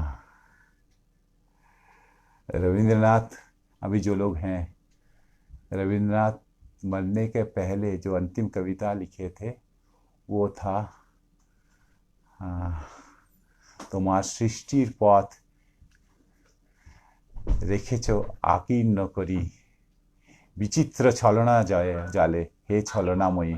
हाँ, ये जो प्रकृति के बारे में कह रहे हैं, प्रकृति अपने सृष्टि के राह को, उसमें वो तरह तरह के छल के जाल बिछा के रखी है, वो छलनामयी है ना। लेकिन इंसान तो उन्हीं छलों का जाल को तोड़कर आगे बढ़ सकता है, वो देख सकता है ना, है ना। तो असल बात है क्या, हम लोग जिस तरह से देखते हैं, या हम लोग कहें कि हम लोग में से बहुत सारे वैज्ञानिक हैं, लेकिन वैज्ञानिक कोई अलग प्रजाति नहीं होता है, वैज्ञानिक कोई अलग तरह का मनुष्य नहीं होता, सभी में वो चीज़ें हैं ना।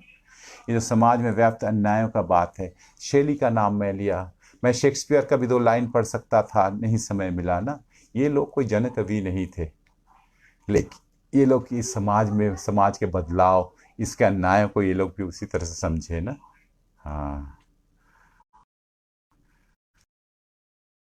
कभी भी यहाँ हैं उन लोग को फिर से ये याद दिलाते हैं कि साइंस के जड़ों को मजबूत करना होगा, साइंस को लोगों का प्राधिकार बना देना होगा,